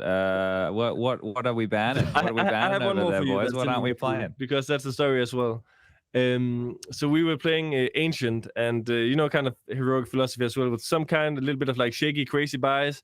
And then Max was like, Rush, you can just give me an MP9 in cave, and you can get an M4. And he got one. And the next round it was the same. Just give me an MP9 and I'll give you an M4. Then when we were eating lunch, Russ like looks at me and he's like, Casper, if I feel like playing the AWP and I have like 5,800, like, do you mind that I play the AWP over you? And I was like, bro, what more are you gonna ask for? Your cave players tries giving you an M4, and now you want to steal the AWP away from me as well. Like, that would kind of ruin my confidence a little bit. Not gonna lie, even though you are a sick AWPer, so I'm still gonna demand getting the AWP. That's all I'm gonna say. All right. That was a nice little misdirect, but I like the story. We heard Ancient now. That's another one. Yeah, okay, I've added that to the list. You heard the overpass before with the slant wall. That's right. Okay, so we're building up the map pool here. We're building it out. Well, maybe split with the Dust 2. Yeah, right. Oh, okay, yeah, fine. And we're going to cash as well, are we? And we'll get train in the map pool as well. No, but all right. So we can look. I think with a lot of the stuff that we've discussed, it kind of ushers me into the next headline that I had, which was a long time off of officials, right? Because this kind of is great for you guys in one way, but also terrible for you in another, in the sense that you have had a larger break than most teams who have been having roster changes, who have all been treading water and trying to, you know, fill the holes in the boat with water coming in and everything. All this bullshit that's been happening. You guys have had more downtime to be able to set everything correct going into 2024, going into the new game, but you've also been lacking the experience in officials, the experience actually playing those games. So you're going to go into next year with the Blast group stage, which is a nice way to knock off the ring rust. But is there any worries, right? Or do you think this is the best way that you could start a new project like this? I think it's kind of like a double-edged sword. Thank you for that word, Marix. I was kind of looking for it. Because we are lucky to be able to have this kind of start where you don't like sign the new players and you have like 2 weeks until the tournament and you're kind of rushing everything. So that is really good. Because we have time to get to know each other outside the server as well, and we have the time to build the foundation as well. The bad thing is, of course, dropping slowly in rankings and maybe not getting the full experience of what it is like to play under pressure and seeing how people are handling that and how things are working out, like being able to recognize mistakes in philosophies or executes more easily. It's definitely a long time till we play, but it's also going to happen sooner than we think. I think the reason why it's long is because we had the long stint where we all kind of knew we were coming to Liquid, but Russ had to finish some things in phase, and I had to finish the tournament with Heroic and these kind of things. And then now it's still some time because we are most likely playing the open qualifier, right, for the American Summer. See you in early January, boys. Happy New Year. And that is going to be our first games. And I think it's, of course, dangerous, not as dangerous as the EU qualifier. Let's not hope that this is a meme we're going to get back to in mid-January. But it's also good to get like a lot of kind of those games and build up the kind of feeling of playing officials together. I think that it's going to be interesting to see how things are going to be, but I think it's about using time wisely, and I think we're definitely doing that. I think from my personal experience, the longer you play without officials, the better you're gonna play. Yes, you're gonna start a little bit slow in the tournament most likely, but I feel like in the after the first best of 3 or second best of 3 or like a couple best of 1s, I think it's pretty easy to get into the rhythm of the tournament and official games in my opinion. I don't think you guys are going to have any issues getting hyped up, right? That's one of the things when I've been talking about this roster is you just have so many like front men. Whereas before, like YEKINDAR, you were carrying that load almost completely, and then the same thing for you, cadiaN, when you were over with Heroic, right? Like obviously you had other guys who all bought into it, but the two of you were almost the emotional figureheads of the team one way or another. And now you have the two of you. We love seeing Twistzz get fired up. He loves getting that little bicep flex out there when he can. You've got Zeus, who's also quite vocal about things. So you have a very strong core in that regard. This might be an extravaganza that we've never seen before in terms of like teams getting pumped up. It might be like very American, like football, that hoo-ha, bumping chest, this type of shit. Like it could be pretty wild. Do you worry that those type of emotions could be a little bit too strong with the team, or you're happy to see that? Don't worry, guys. Keith is gonna balance things out. It's actually funny. I have an example. It's like we're playing a scrim and something, and I put my palm, and Casper just slams my palm like this. I put my palm to the right, and Keith is just wait like this, like this. He does, with one finger. And I have one hand going down, the other hand is like, oh, okay, everything is good. I mean, it's important that the right hand, the one on the Keith side, is the mouse head. I think that's the important one. Yeah, keep the right hand safe, mate. Those things should be insured these days. Okay, so the hype is going to be a bit of fun to watch, I would imagine, for everybody playing at home. Okay, well, because we've already been going for an hour, which is fantastic. You guys are smashing it. I'm loving it. I'm loving all the insight that we're getting right now. Yeah, this is great stuff. Yeah, this is what we want to see. So let's just pivot a little bit because we do have some housekeeping that we need to get through. And one of the things that we put out every week is a little Vox Pop to get the opinions of the people at home on the Twitter sphere, on the Instagram. And this week, what we've gone with is kind of teams grading where they think your roster is going to come in Katowice, right? So that was the poll that we had done this time around. I mean, make sure probably should have run the ads right now, but we'll do it after. We'll do the ads after. But the question was, how far will Liquid go in Katowice? And the options were top 4, playoffs, group stage, or play-in. Lucas, are we able to bring that up for everybody playing at home? I don't know. Maybe we've lost him. But regardless, that was the Vox Populi, and I guess I'll just read out the results. Arena is different. Now we've actually got from Twitter, the top 4 was 37%. It's just gone up to 37.8%. Playoffs 41.7%. Group stage 13%, and play-in 7.1%. So most people are giving you guys, quite a decent chance to go. Well, this must be from our votes from Twitter and Instagram. Oh, we've amalgamated the two of them. So this is what the people at home are thinking. I think that's pretty fair. Top 4 is obviously a huge expectation out the gates here, but your roster has a lot of hype around it, I would say, just based off of all the pieces that have been put together here. I think the last one that had a lot of hype around it like this was cloud9, and we all know how that's worked out. So is it a bit of a curse that there's a bit of hype? You forgot to add one option. Well, winning, which is not going to qualify. Top 4 is winning, right? Like you would still win. You need one option more. Oh, you can't. You're not going to be there. I mean, by the looks of the new changes to the ESL rulebook, for some reason, my points and Russ's points is being deducted. So by the calculation we would be top 10 on the world ranking with the addition of me and Russ. I would carry some points. Russ would obviously be carrying a lot of points. But I don't really understand the entire rulebook. Maybe some people are going to be looking into it and stuff like this. But for the time being, we are number 25 on the world ranking. And there's no NA qualifier, to my understanding. So that is a bit of a rebozo. I think that's not how we understood things, and we definitely hope that there's going to be some way or some chance of going to Katowice, because it is a big tournament.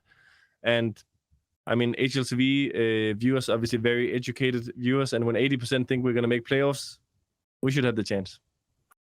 Yeah, look. I just woke up, guys. Right, I should have come up with a better Vox Popular quiz than I should have done my homework. That's a little bit unfortunate. So we'll have to see how that one pans out. That question is void, though, Striker. Do we have a better question that we could get the Twitch chat poll from right now?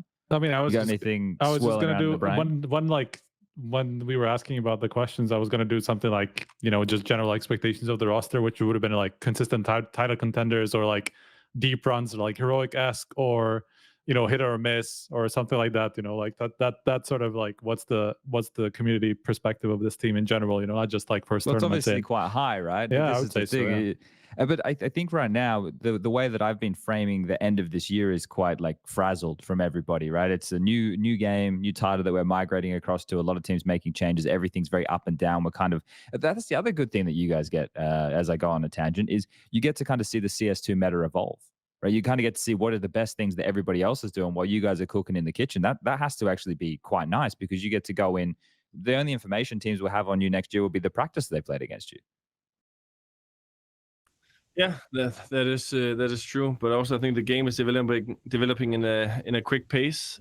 So maybe some things you think that is kind of good now will just be replaced by things that is way better in a few weeks. I would say I think, like, from my understanding, the competitive side of CS2 right now is at a very weak state compared to other eras in CSGO.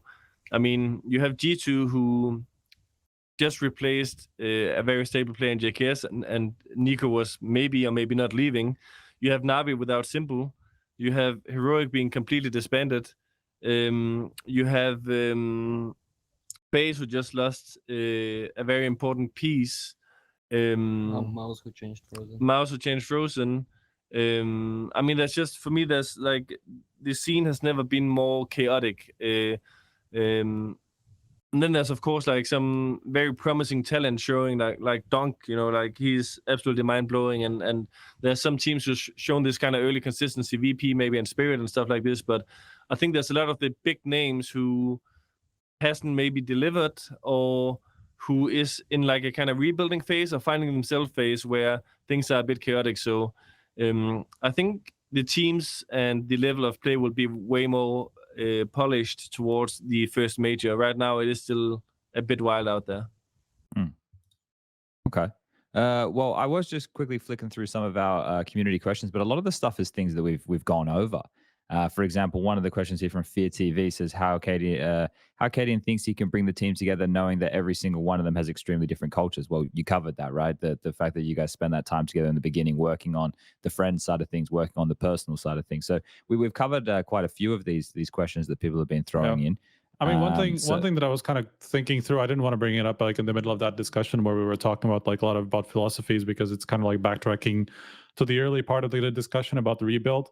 But obviously, dapps has been left out of this, and he was replaced by Zeus. And I'm curious about where that came from. What was the reasoning? Like, why didn't it work out with dapps? I feel like a lot of it came from specifically results and staleness in the team. Russ knows Wilton really well and respects him a lot. Casper knows Wilton really well, respects him a lot. Liquid has had Wilton in the past and respect him a lot. And in a way, it's kind of like everybody saw that Wilton has characteristics of that can help kind of guide this team in the cultural differences and philosophical differences. Exactly what Casper mentioned about these discussions and maybe like arguments that we could be having about the game and maybe outside of the game in the future, or if it happens, or so his kind of way of doing things is really good for this team. While dapps, you cannot be certain if his stylistic of coaching would be as helpful as Wilton's. I mean, I also just had some good talks with Wilson before he and I kind of joined the team in regards to this project, where at least I can say from the perspective of me and him talking together, we were very aligned in both things outside the game and inside the game. And without knowing depths very much, I mean, I'm not doubting his Counter-Strike knowledge, because I think he has a great mind for CS. But from the outside, at least, it seems that maybe Wilson is a bit more hands-on as well, and not afraid of kind of taking the confrontation or handling the issue and stuff like this. And I think that's important with this roster. Like, we haven't had big beefs yet, and hopefully the big beefs will never arise. But I think he also knows how to just say, like, not a lot of BS between, like, just let's find the solution, and this is what you're saying. Like, I think maybe Edward, like our mental coach, and Wilson is a lot the same, but also in some aspects very different in terms of how you handle something. Sometimes I think it was like, okay, let's say like how you feel and blah, blah, blah. And Wilson would sometimes be like, boys, listen, this is the elephant in the room. Let's just address it right now. Let's fix it and let's move on. Okay. Well, Zeus has always been a very personable guy, right? Like, talking to him, he's very easy to talk to. That's one of the things. And you, when you were talking about Max before, talking about high social intelligence, it feels like you have a lot of people in the team with that, which I think, as long as everybody has the same goal, which you should do, of fucking winning, it should be quite easy to talk through a lot of these problems and issues you have. Now, look, let's the community stuff. I'll flick through. Dimitri, he said he was going to look at some of the questions that have come through on other platforms. We can come to those towards the end, or maybe they pop up throughout. Let's get into Skinionaire, right? Let's bang through this. Let's go through a little quiz we got.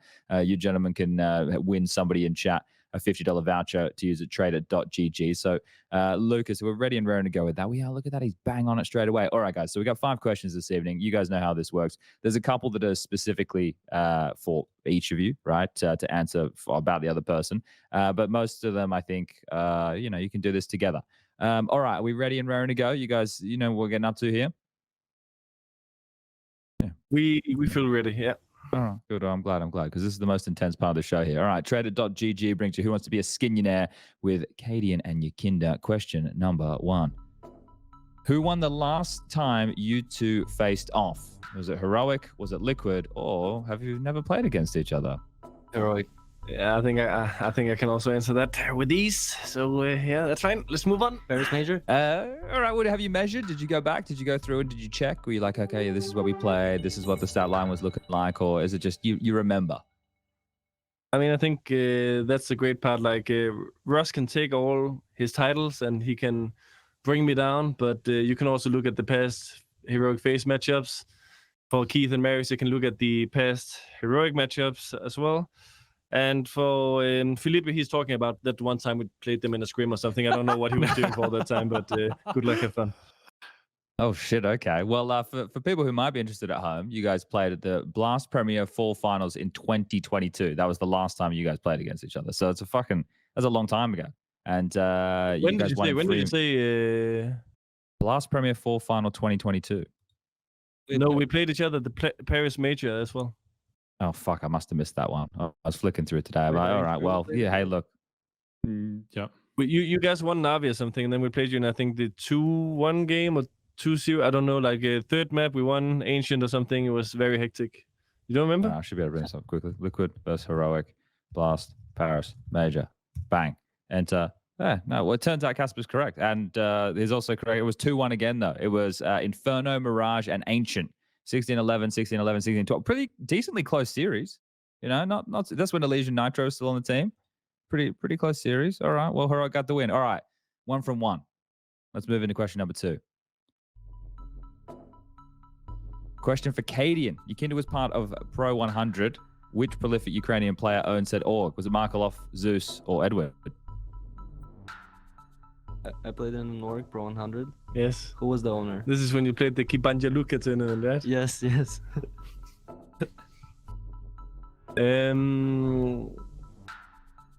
Oof, I might lose someone $50, huh? I don't think it's Markelov. You need hint? Yes, I can take a hint. I'll just say my first idea was Zeus. He played in NAVI 1 point of his life. I appreciate that. My initial... Oh, look at this. I got a little bit of help from average HLTV confirmed viewer out there who found the liquid facility in Utrecht, but it was my first initial response. 1 second, Zeus. Oh, there it is. Good luck at Zeus. That is the correct answer. That is bang on right there. Twistzz just came in the background and gave him the answer. Nice. I like that. All right, teamwork. You can see they're still That's working on good. the chemistry right cool. now. I want to remind everybody in Twitch chat right now to type trader in chat to enter the raffle for you to potentially win whatever value of skin that YEKINDAR and cadiaN are able to bring us here today. But that's a big clutch from Twistzz. All right, question number 3. Question for YEKINDAR. In 2018, as part of Rogue, a North American organization, cadiaN played alongside which Australian player? Was it A, AWPer, B, Azza, or C, Ricky? Ricky, final answer. Damn, straight lock in that one. Didn't even have to think bad. about it. There wasn't too many other names that I could kind of throw in the mix right there. So I went, what was Rick like to play with, Casper? Honestly, he was freaking great. Like, he was really a teammate I enjoyed playing with because maybe we saw early signs of the heroic kind of playstyle.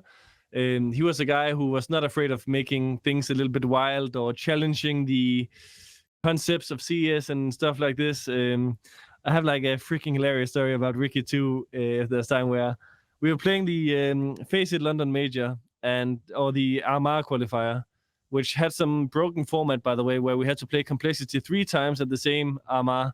We beat them the first 2 times, and the last one we lost, but whatever. We had to play complexity, and our Mirage CT had been like garbage. Like, it'd been so bad for practice. We've been averaging like 3, 4, 5 rounds or something. We're standing outside, and we're just about to start Mirage, and he's just like, guys, I'm playing Cat this game. And I think he was the A player or something. I think he was holding A, and he said, I'm going to hold Cat this game. I was like, what do you mean? What do you mean? I'm going to play short. Like, let's just talk about, like, our CT's been averaging 4 rounds. Like, it cannot get worse. I'm going to go short this game or something. Like, I was like, wait, what? And then we just swapped, and this guy swapped. And I think the only one who was still in position was me with the AWP. And then we did like a 12-3 CT or something. Like, we just wrecked them so hard. We're just like flying around. And he kind of had that I don't give a F mentality sometimes, which was very important. So, yeah, I definitely enjoyed playing with him. That's a really good trade. Yeah. All right. Nice. All right. Let's jump into question number 4. Flying through these, 3 from 3 so far. During Liquid's time in CSGO/CS2, they've had how many European imports on the roster? A5, B7, C10. So there's the 2 goats, Simple and Pimp. Okay, well there we go. I'm writing them down for us. Simple and Pimp. We got 2. Simple and Pimp, and then obviously there's right now you and me, Rainwaker. If Patsi counts as EU, I guess he does. That's 6, right? Yeah.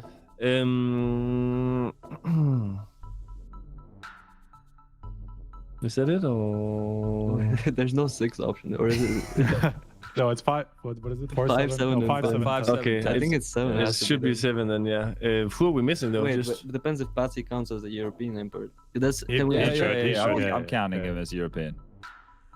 with Sharks. What do you mean you guys played with Sharks? I've never played with Sharks. Ross is coming in. Sharks. We're gonna say 7, bruv, right? Okay, yeah, lock it in. Bang, correct, 7. You worked it out quite quickly there. I thought that one was going to be a little bit more difficult. Everybody forgot about the Sharks one. Didn't last very long. Guys, it is no secret that Merrick's in the clutch situations. You don't see him that often because he's out there creating the space, making the entries. But I guess you could have been trusting to rely a little bit more on me. But I'm thankful that we have a 2-time insult Grand Slam winner, major champion, Cologne Katowice, out there in the back, saving our lives. Oh dear, it's the lifeline that keeps on giving. All right, and the 5th and final question here to get the 5 from 5. Counting this show, who of you has had more HLTV confirmed appearances? YEKINDAR, cadiaN, or a tie at 5? I've been 3 times or 4 times. I've been 4 for sure. Counting this one too, or what? Wait, I've Counting been, this one, yeah, it says. I've been in Antwerp or not Antwerp. Some of the tournament where dude, it was I'm live. forgetting 2. those. I was 2 live. I was 2 online for sure. This is 5th one for me. Okay. I had one after North. I had. It depends if you count. There was one random one where I just joined.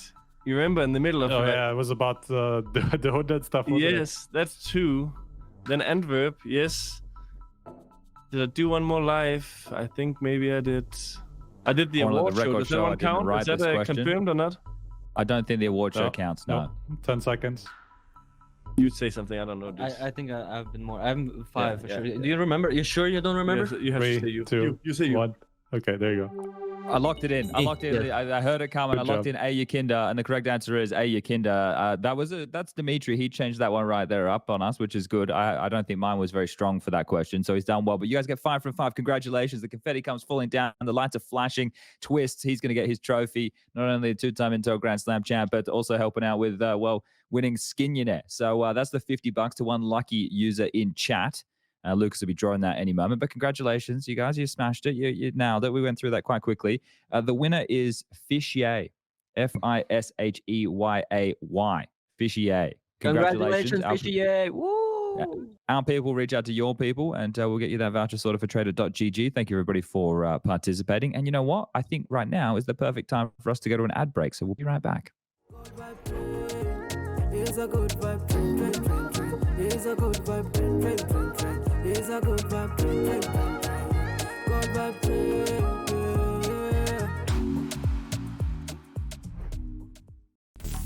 Best esports odds. VIP program and a variety of bonuses. Fast and easy withdrawals. Bet on every possible CSGO matching tournament, as well as any other esports game. Only on 22Bet. Do you want to change your boring old skins for awesome new ones fast, without losing a lot of value, and without the risk of getting scammed? Go to tradeit.gg and safely trade your items within 60 seconds.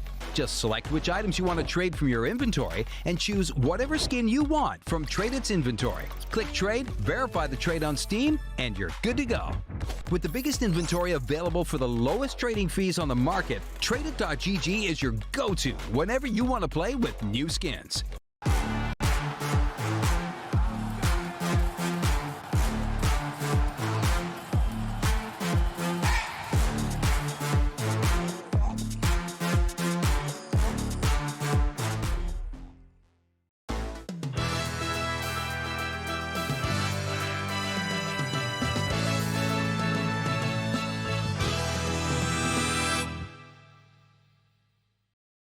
All right, we're back in business, baby. caidaN's going to be coming back in a moment, but this is the perfect time, YEKINDAR. What did you think of Casper before you wanted to join forces with him? Tell us the truth. What did you think about him? How did you feel about him? Do you think, oh man, this guy's so cocky. Look at the way he conducts himself. What were you? Tell us the truth. Well, honestly, like, first of all, since he left, I'm gonna be that jail now. Yeah, but I've honestly thought that he was cocky, and I also from the very side you could think that he's kind of being maybe a little bit fake. Honestly, there would be many people in CIS that probably think the same way because maybe of cultural differences. You don't believe that that person can be so hyped and like this. But from the very first day when we met each other, I think it has been only positives, and I truly understood that that's actually the person he is. Okay. Well, hello, Twistzz. Welcome to the show as well, as we're getting some of these candid answers. Thank you for taking a seat. Thanks for helping out with the quiz. They really needed your help, mate. Yeah, no worries.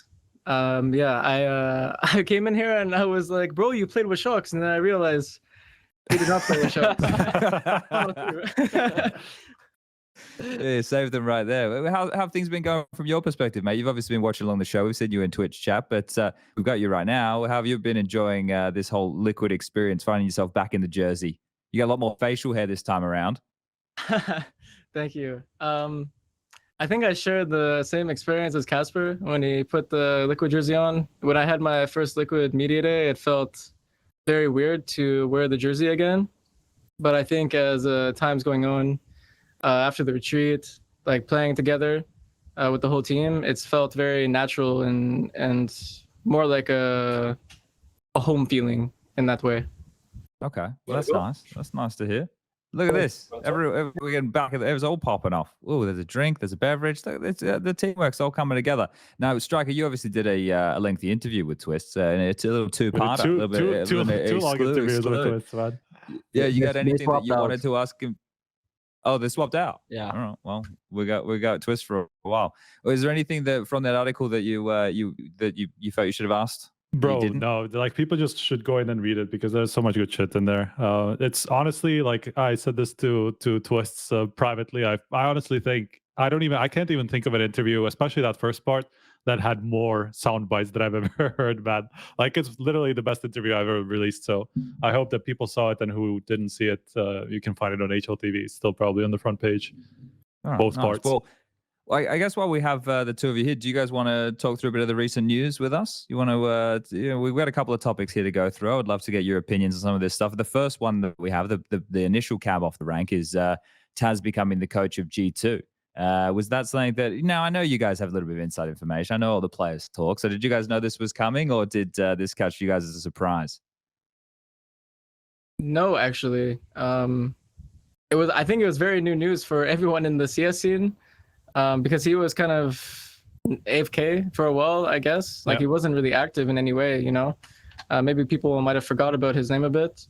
But it's really cool, you know, to have Neo as a coach in the scene as well, and then you also have TAS being coach of a good team again. I think it's really nice and healthy for the CS scene that some of the previous legends return, and they're, you know, familiar faces for most fans, I would say. It's actually fun that we were doing callouts, and there's so many TAS on each map, right? And then suddenly TAS is coach of G2, and we're like, that's us. We made that happen.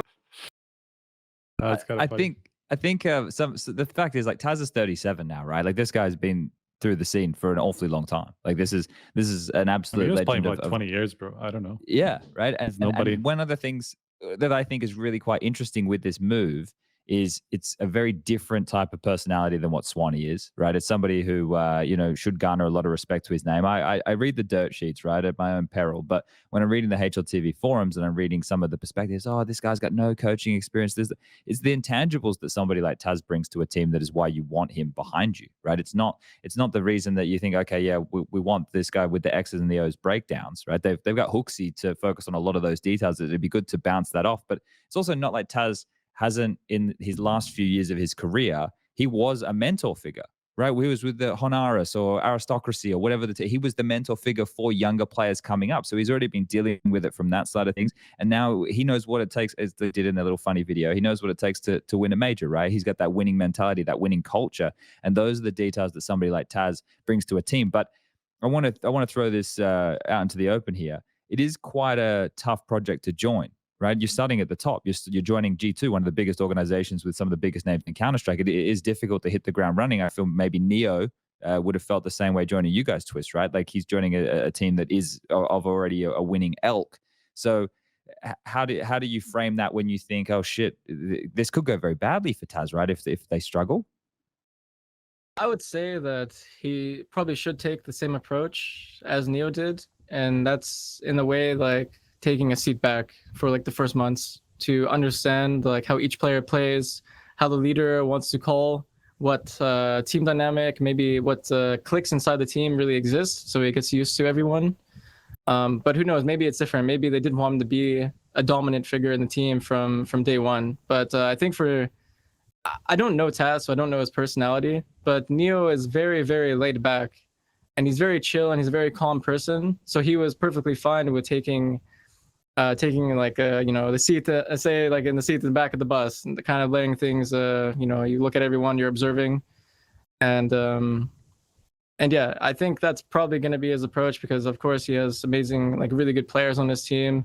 Hunter, Manesi, and Nico are very top tier players, so I think he just has to understand the team dynamic and chemistry that already exists, and then he can work from there. I think it'll, like, also the time will tell how it's gonna happen. I think major champion, even if it's like been a couple more than a couple years, the foundation is one of the most important things in CS, and I think building foundation, systemizing things, and understanding what actually matters more than like only the in-game stuff and whatever, and the leadership and whatever, and his sharing of past experiences, I think can elevate any player that he would personally talk to, or any team that he would personally kind of like advise in a way. And it's a matter of respect and how much are you willing to actually to listen and try and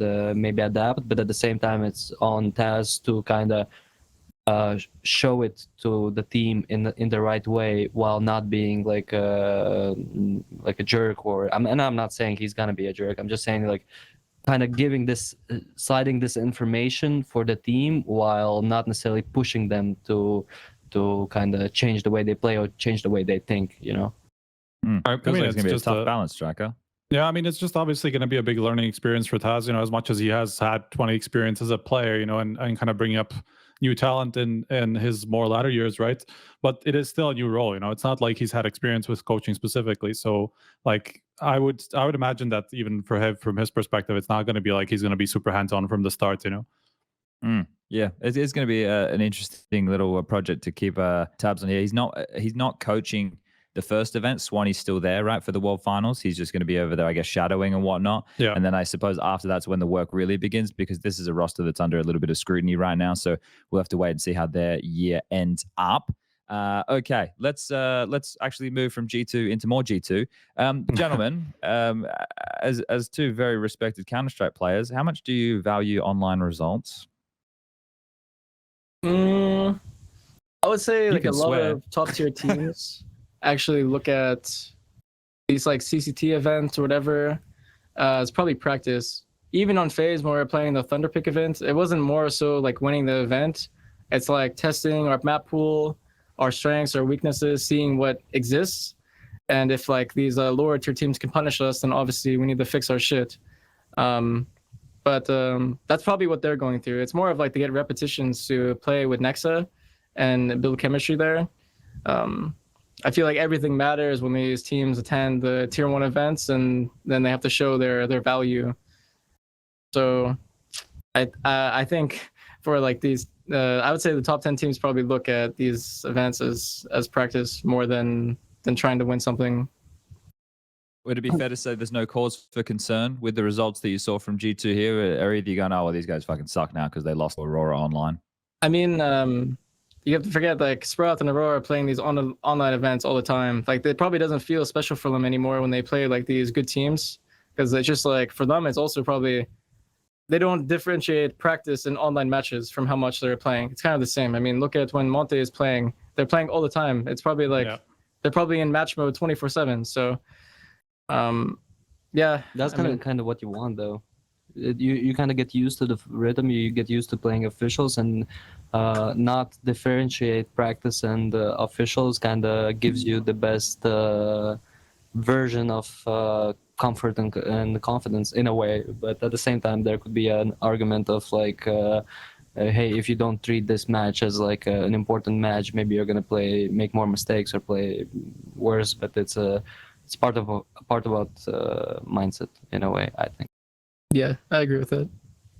Okay. Well, that's great. So we've discredited the online results here, and we can move swiftly. I mean, it's still not great news that they got stopped by Aurora. You know, it's like it's not even like that it was close. Like they really got stopped in a game. But, you know? This is the thing as well, though. They're bringing Overpass into the map pool, which is a map that they haven't played in a very long time. That is the interesting part, yeah, for sure. They're definitely using it as practice, and they're definitely just using it to get I had a reps in. situation. I'm like, after scrims or whatever, I'm pretty tired. There was like a break or whatever, and I see on YouTube there's like Nico Pop, and I start watching, and I'm watching for like 17 minutes, and I'm like, wait, I've never seen Nico playing lockers on Overpass, and then I understood. I'm like, wait, is G2 playing Overpass? And I didn't connect at the start, and then I'm like, wait, Nico Monacy on A? Why haven't I seen this before? That sounds like a pretty crazy combo, to be fair. Like, I remember asking Pooksy in an airport about like the map pool, and he really wanted to play it, but the rest of the team weren't super excited about that. So now he's got his way. Now they're getting Overpass into the map pool here. I just had someone mention my nostrils. Can you ask Sponge to lean forward a bit? I can see directly up his nostrils, and it's disgusting. Wow. Okay. Oh, my nose is pretty clean. Anyway, let's quickly keep on moving with the news. We'll stop talking about my nose. All right, we got the bet. I call it the BetBoo'd wrap up because it copped a lot of negative press. It was an event that a lot of people didn't enjoy watching, which is quite a fun thing that we can do, guys. It's crazy. It's really good because if you don't want to watch what's on the screen, you don't actually have to watch what's on the screen. It's really quite crazy. But it didn't get a good rap. It didn't get a very good rap at all. It basically was just a gambling advertisement, which is what it should have been billed as, which I think what people should have been able to pick up quite quickly. But we don't have to talk about the negative sides of things. We don't have to talk about those type of expectations of everybody. We can talk about Donk getting his bloody MVP. That little 16-year-old little fragger. The two of you are very good mechanical players. With Donk, when you're watching this kid play, is this the next GOAT? Like, what do you guys think of him? Is he gonna be nuts? Because he's so young. I mean, I watched for the last, like, especially like during November, during October when we finished events, and even in later stages of CS:GO when we were finishing up events, Donk was insane. I watched like most of his games, like 80-90% of the games, I would probably say, and I truly believe that he has incredible potential. It's hard to tell how much it would show in a different team. I think Spirit is doing a really, Chopper personally, or the coach maybe, Halia, is doing a really great job of kind of giving Donk this freedom, putting him into these positions where he can shine, and also credit to Donk for building up this confidence and kind of skyrocketing at the like most important time. And truly, the kid is amazing, and mechanically he's a complete beast. I personally don't know him, so it's hard to tell me how about his character or how he is as a person, but I've heard only good things about him. Yeah, and I also heard from, like, the way that they were playing in the BetBoom tournament, like he was like shouting at the opponents, like trying to trash talk a little bit. Yeah. So he has a little bit of an ego as well, which is nice. Like, obviously if you're a 16-year-old kid competing at these tournaments, like, and to see him like embrace even that kind of a side of the competition, that's like, I'm all for that. I think that's great. It is good to see him willing to take up that type of I don't want to call it a challenge, but to like be good as you are and not to be necessarily humble about it. I think that's also a fun thing to have. Like, you don't have to be cocky, you don't have to be like a massive dick about it, but just this is the thing that I love when Counter-Strike matches are on. It's a competition. You're trying to beat. There's nothing better than beating, like, outsmarting the guys on the other side, or absolutely destroying somebody. What position they're in, your pre-aims on. That's what it's all about. Like, you're going to battle with guys on the other side of the server. You want to fuck them up. Like, you don't want to. You can shake hands after. You can all be friends, but you want to win. Like, and you want to win as big as you can. Like, that's the side of this where people try and play it down. And we all need to be mates and everything. No, it's fucking competition, man. This is where the testosterone gets pumping and flowing, and we get going. Like, you get. So I like the fact that the kid's got some spice about him. Were there any other real highlights of the event other than the negatives? VP make it to another final with their style. Look, I want to say this. You had to play in that team. Was it boring to play? That's the question. Yeah, because look, obviously it wasn't. But look, I can appreciate the style, and I understand what we're doing here. We're trying to make the least amount of mistakes, and you're making sure you're not running through smokes all the time, and you're taking playing the percentage-based Counter-Strike. But it's not entertaining to watch, right? Doesn't mean it's not entertaining to appreciate, right? If you understand the nuances of Counter-Strike and what's being done, but to watch it, for a lot of people, it's just it fucking bores the socks off people. You kind of learn to kind of have fun in that style in a way. Okay, tell me how.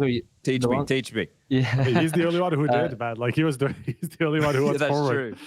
You learn to appreciate smaller things that you usually don't appreciate. When, for example, Dustin or James says to you, hey, like, you survived really great these like 1.5 seconds, or when you didn't overpeak or whatever, and you kind of get used to building yourself up for this feeling of like, yeah, I did a great job, and you kind of believe that you can win any round.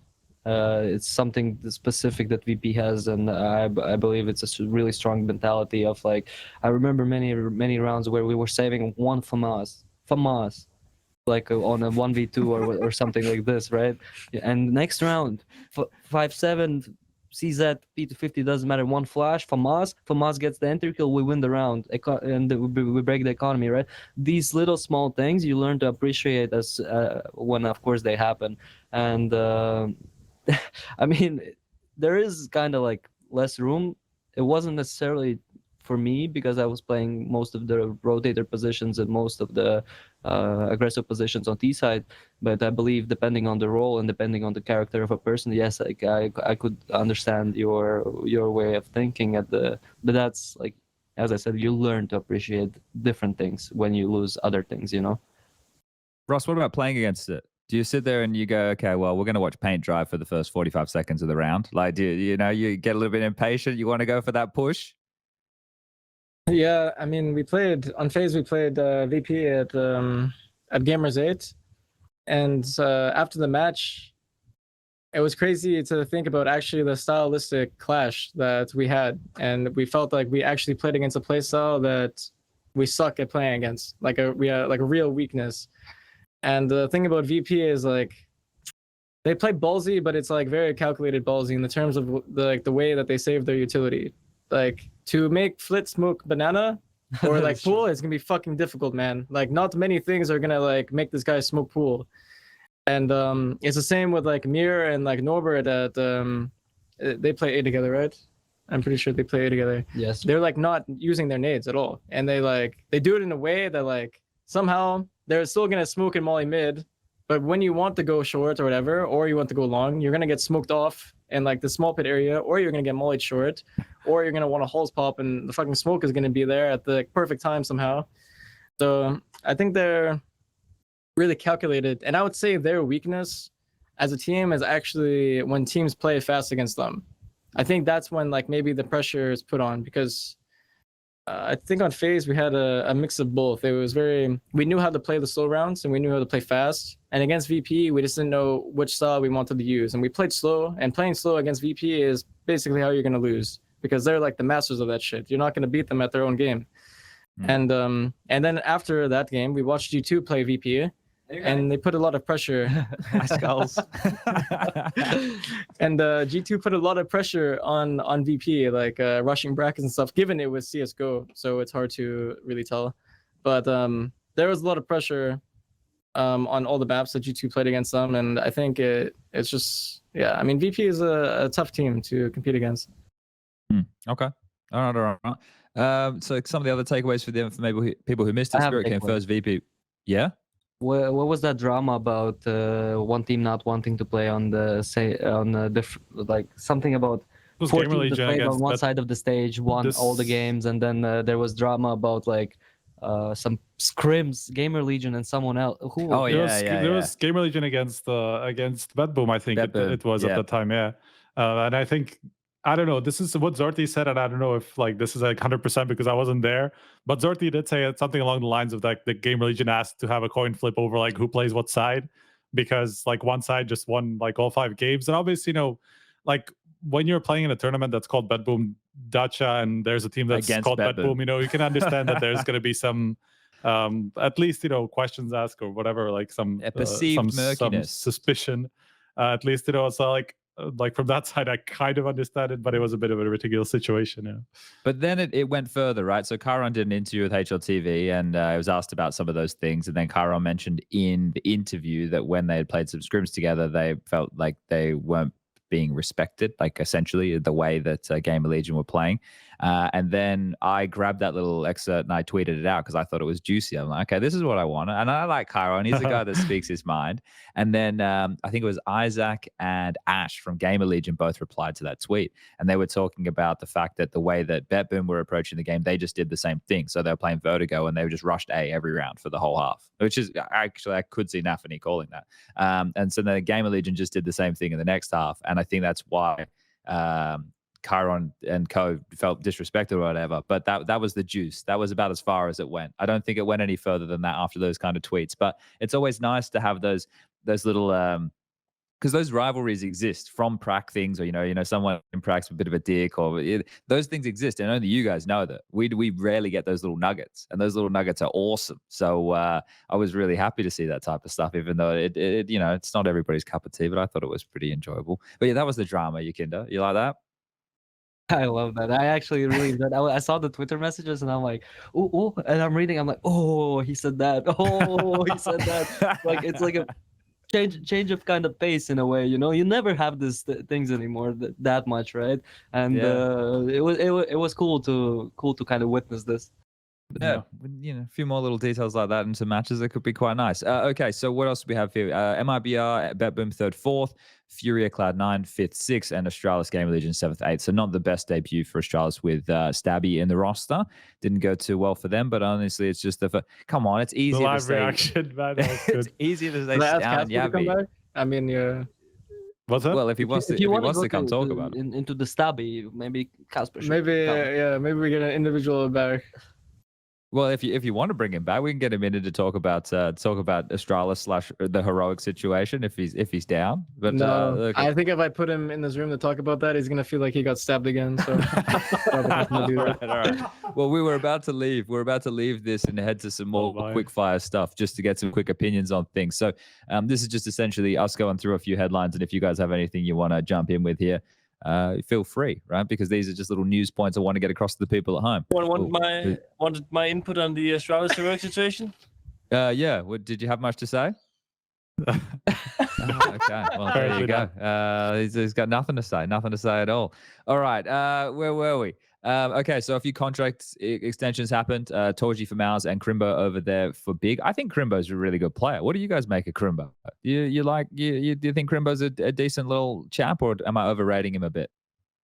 I think Krimbo is really good. I think he's has exceptional talent, and I think he's a really mature player by the way of like how he plays and how he treats his teammates or how he moves on the server in a way. And I don't know him personally, but he was, I don't know if you saw the Zeus interview of like 42 players on the list. Krimbo was one of the options that we were thinking about. Okay. Yeah. All right. I mean, they also referred like in that news post or the press release about him resigning the contract. They did mention that there was many offers from top teams. You know, so apparently it wasn't just Liquid who was interested. I also I don't want to throw this out as like 100% confirmed information, but there were some rumors that Vitality were kind of asking around him and really? That he was like possibly one of the could have been like a long list of people they were looking at as a potential Magisk replacement. You know, so like from that perspective, I kind of understand. We'll see what happens in the future because, you know, you're going to have to, I think at one point he might have to make a decision to leave the German Counter-Strikes if he doesn't, you know, unless he wants to become the next Tabson, right? Those are the few choices that people have. Yeah. So, and I mean, also what I heard is just like he is kind of like Tabson where he's like, he is committed to the German scene, you know, he doesn't want to leave it. And that's very clear, you know, if he's had some offers from top teams and decided to stay at Big, that is a big commitment to wanting to play for his country's best team. Yeah, let's bring this one in here quickly. ENCE Trio, I'm just updating the little banner down the bottom. ENCE Trio to heroic ? Because we've discussed this a couple of times on the show in recent history with all these roster changes going around, that the ENCE are if you're looking like one of the more susceptible teams to potentially having players poached. So this is some news that's just come out. I think it was on Dust2DK. Lucas linked it to me a little bit earlier, and now it's made its way onto HLTV.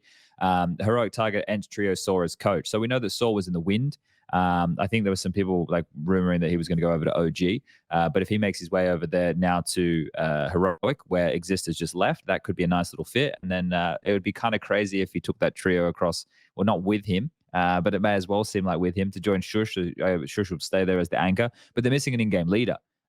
So, gentlemen, you hear that team, you get yourself a bit of Nerds, a bit of Sampire, some Madden, a Shush in the roster.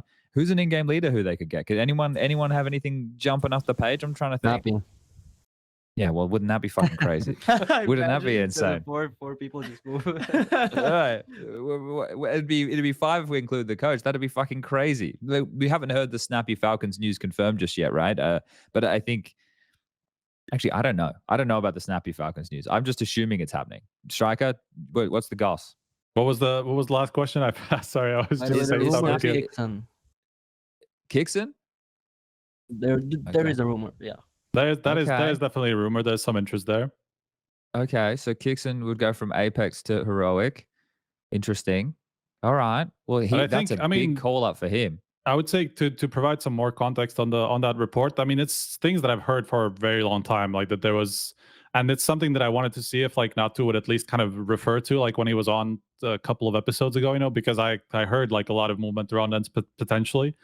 He kind of like waved it off as, you know, like, I don't know if like next morning I could wake up and I lose one of my players. And I feel like that kind of line said a little bit more than maybe people took it for, you know. But there's definitely been there definitely have been kind of like people flying around ENCE and trying to poach some of their players. I mean, like the whole Falcon stuff is very obvious, you know, and it would be it would make a lot of sense, you know, for some of his teammates to follow stabbi to Falcons if that was a possibility, you know. But yeah, it was also heroic, you know. So as much as this is definitely something that's been flying around, that's a possibility, I don't know how much of it is realistically actually confirmed or happening, you know, because it seems like it's like I've heard everything from like nobody's moving to like all three are moving, and then it seems like it's not going to be all three, you know. So it's like, I don't know, everything seems to be up in the air at the moment from what I've been hearing. Well, I think it makes sense for them to move international, right? Considering the way the Danish scene is shaping up, they'd have to kind of go to Prisi or whatever and, you know, try your luck on getting like Roy and Nicodos and all that kind of stuff to fill out the positions necessary. And those guys have just been burned. So, but I mean, man, imagine what this would do to Roy. You know, even if it's not all three, you know, even if it's just two of them, or like, you know, they lose the RMR qualifier, the RMR invite. And even if that invite doesn't go anywhere else, you know, like it's just like ENCE as an organization who now have to scramble to put together a team a month before the open quals, which they would have to play probably because they would probably lose out on their Valve ranking in a pretty substantial way no matter what happens. I don't remember how it works with like cores and stuff like that, but I think you have to keep a 3-man core to keep the points, so that they would probably have to play open quals, you know. Right. So like, just imagine their position, you know, if something like this happens literally just before the winter break, you know, that would be kind of crazy for an organization, you know, that's been pretty consistently at the majors for a while. Well, we might be able to expect a couple more moves before the year is done, and we have a couple more shows to cover that stuff off. Okay, quick other bits and bobs around the traps here. Tyloo Mongols, 3D Max 4s, M80, and Boss. Boss is probably the one that isn't very familiar with people, but those are just the most recent EPL. Who's Boss? A North American team. Who's in them? I couldn't fucking tell you, mate. Let me have a look right now. Wolfie's in them. Like, that's one name you probably know. That's about Wolfie's back. Wolfie's back. So they were just a couple of teams who were qualified for the next season of EPL. Just wanted to, you know, tout that. I think the 3D Max guys have been doing pretty good. The French. I like seeing what they're bringing to the table in terms of CS2. They've been on the grind. So good to watch them. And just quickly, some news from Down Under. Obviously, Sicko, the New Zealander, departing Greyhound after 5 years, and opening the door for Dexter to rejoin. So Dexter will be joining Greyhound, going to be in-game leading over there. Hopefully is a big boon for the team. I still think they're going to have issues if they don't get more practice time over in Europe. But having Dexter there is going to really help them kind of get up to speed on a little bit more of modern-day Counter-Strike. Means the INs will no longer have to do the in-game leading duties, and I think he can be a very solid fragger alongside of Vexite, and we'll kind of see how that goes. I don't imagine you guys have a lot to say about Australian Counter-Strike. I would have to say that the gym closes at 11, and I have to make a tough decision right now to leave the show. I appreciate talking to you guys. You're on a streak right now. Good for Dexter to go back to Greyhound. And peace. Get the lifting in. All right. Well, I'll stay till the finish. All right. Well, maybe caidaN will come back and join us, but that's understandable. It's a fair enough decision. You got to keep those routines in. All right. Look, let's jump into the Blast World Finals preview because we want to talk a little bit about this. This will be the final topic of the show for the evening, and then maybe if we have some more questions that crop up, we can get into that. But this is going to be good if Casper does come back and join us here. But regardless, we've got you, Marek, so this is good fun too. Now, I just want to give everybody the details of what this is. This is a final Tier 1 event of the year. We do have Atlanta going on, but the biggest name over there is going to be Complexity and Monty, VP as well. So, you know, it's definitely not going to bring in the same level of viewership as the Blast World Finals. It's going down in Abu Dhabi. There's 8 teams, $1 million prize purse. We've got 2 groups. We've got Group A, Cloud9 versus ENCE, and then Vitality versus NAVI, and Group B, FaZe versus Heroic, and MOUZ versus G2. Now, if those people aren't too familiar how this all happens across the course of the year throughout the different Blast events, as well as the majors, and ESL Pro League is another way that teams are able to qualify to get themselves into the World Finals. It's always a nice way to send off the year, and we have most of the big names. We are probably just missing Complexity. Guys, sorry for interrupting, Chad. I know that's bad manners, but yeah. I need a little bit of a drum roll. Can you do like this, Striker and Chad? Let me. I got 2 pens. 1 second. Everybody, give a warm welcome to Felipe skullz, our new teammate joining HLT Confirmed live for the first time of his career. Take care of my boy, boys. He's a good guy. He's a great player. Let's go.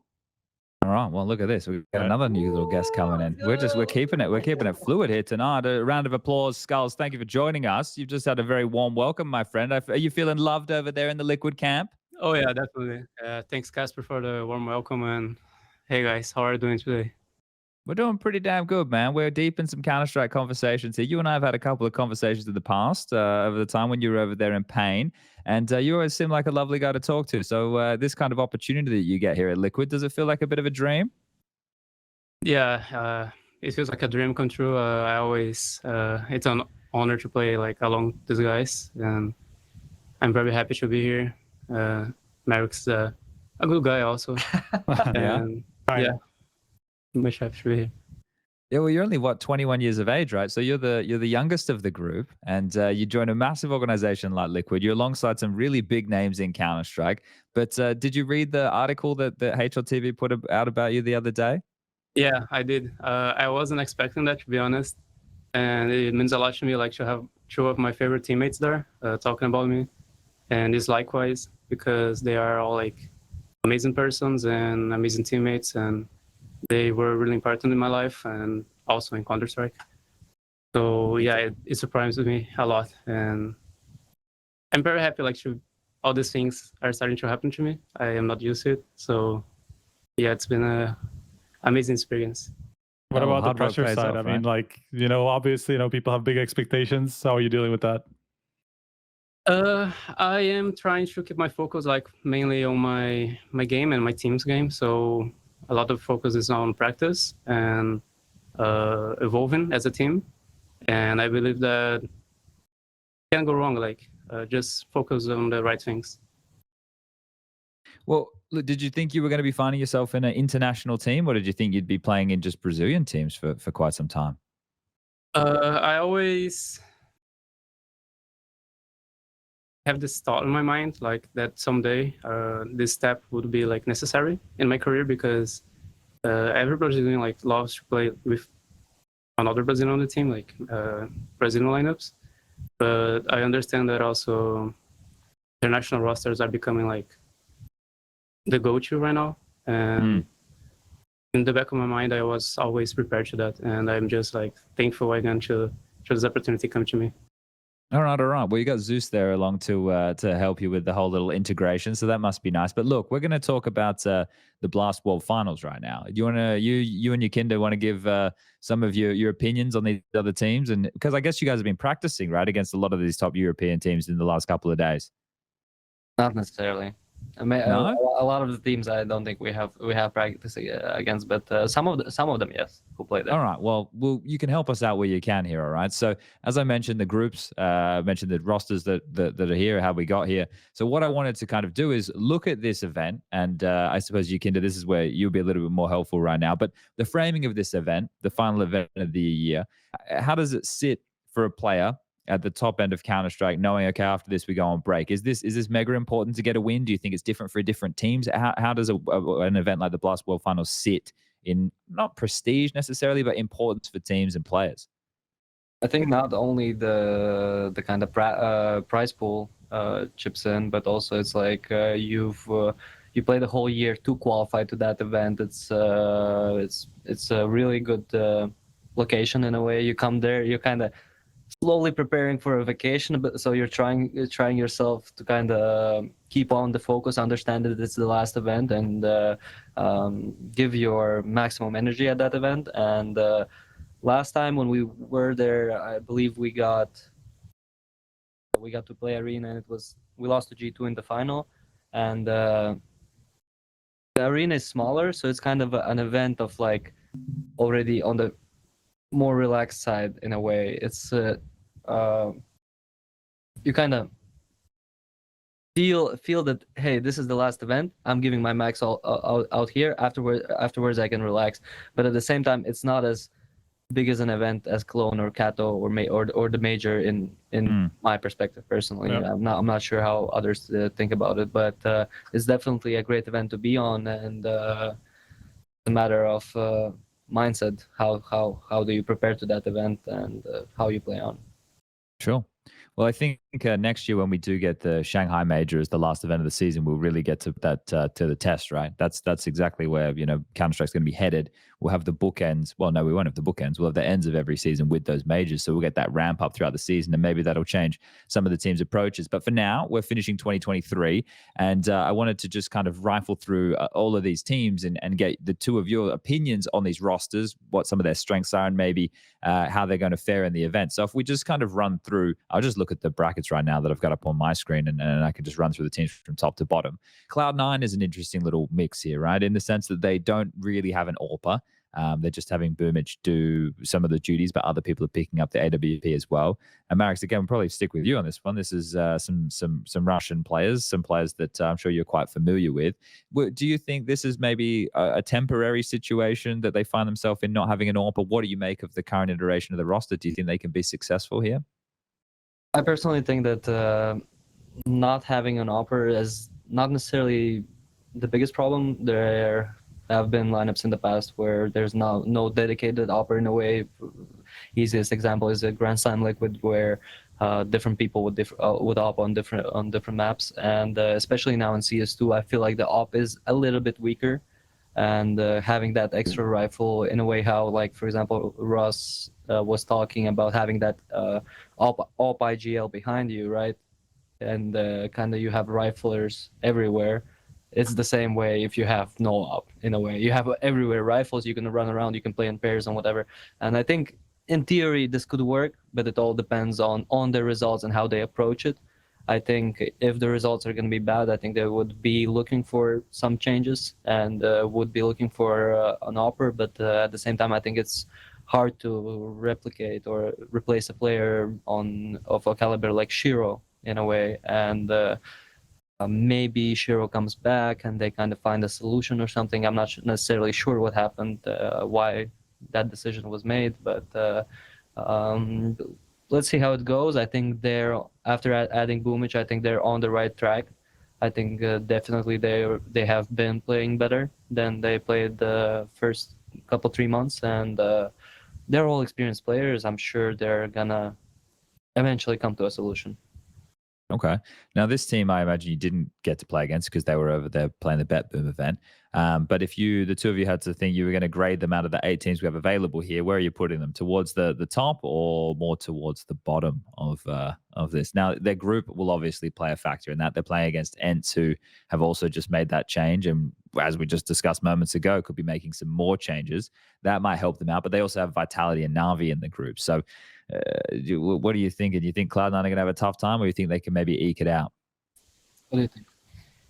I think it's going to be quite balanced, in my opinion, because, like you said, it's a lot of changes going right now, and it's just a matter of you being prepared. So I think they are more prepared than a lot of opponents there. So yeah, it's going to be an interesting match to watch.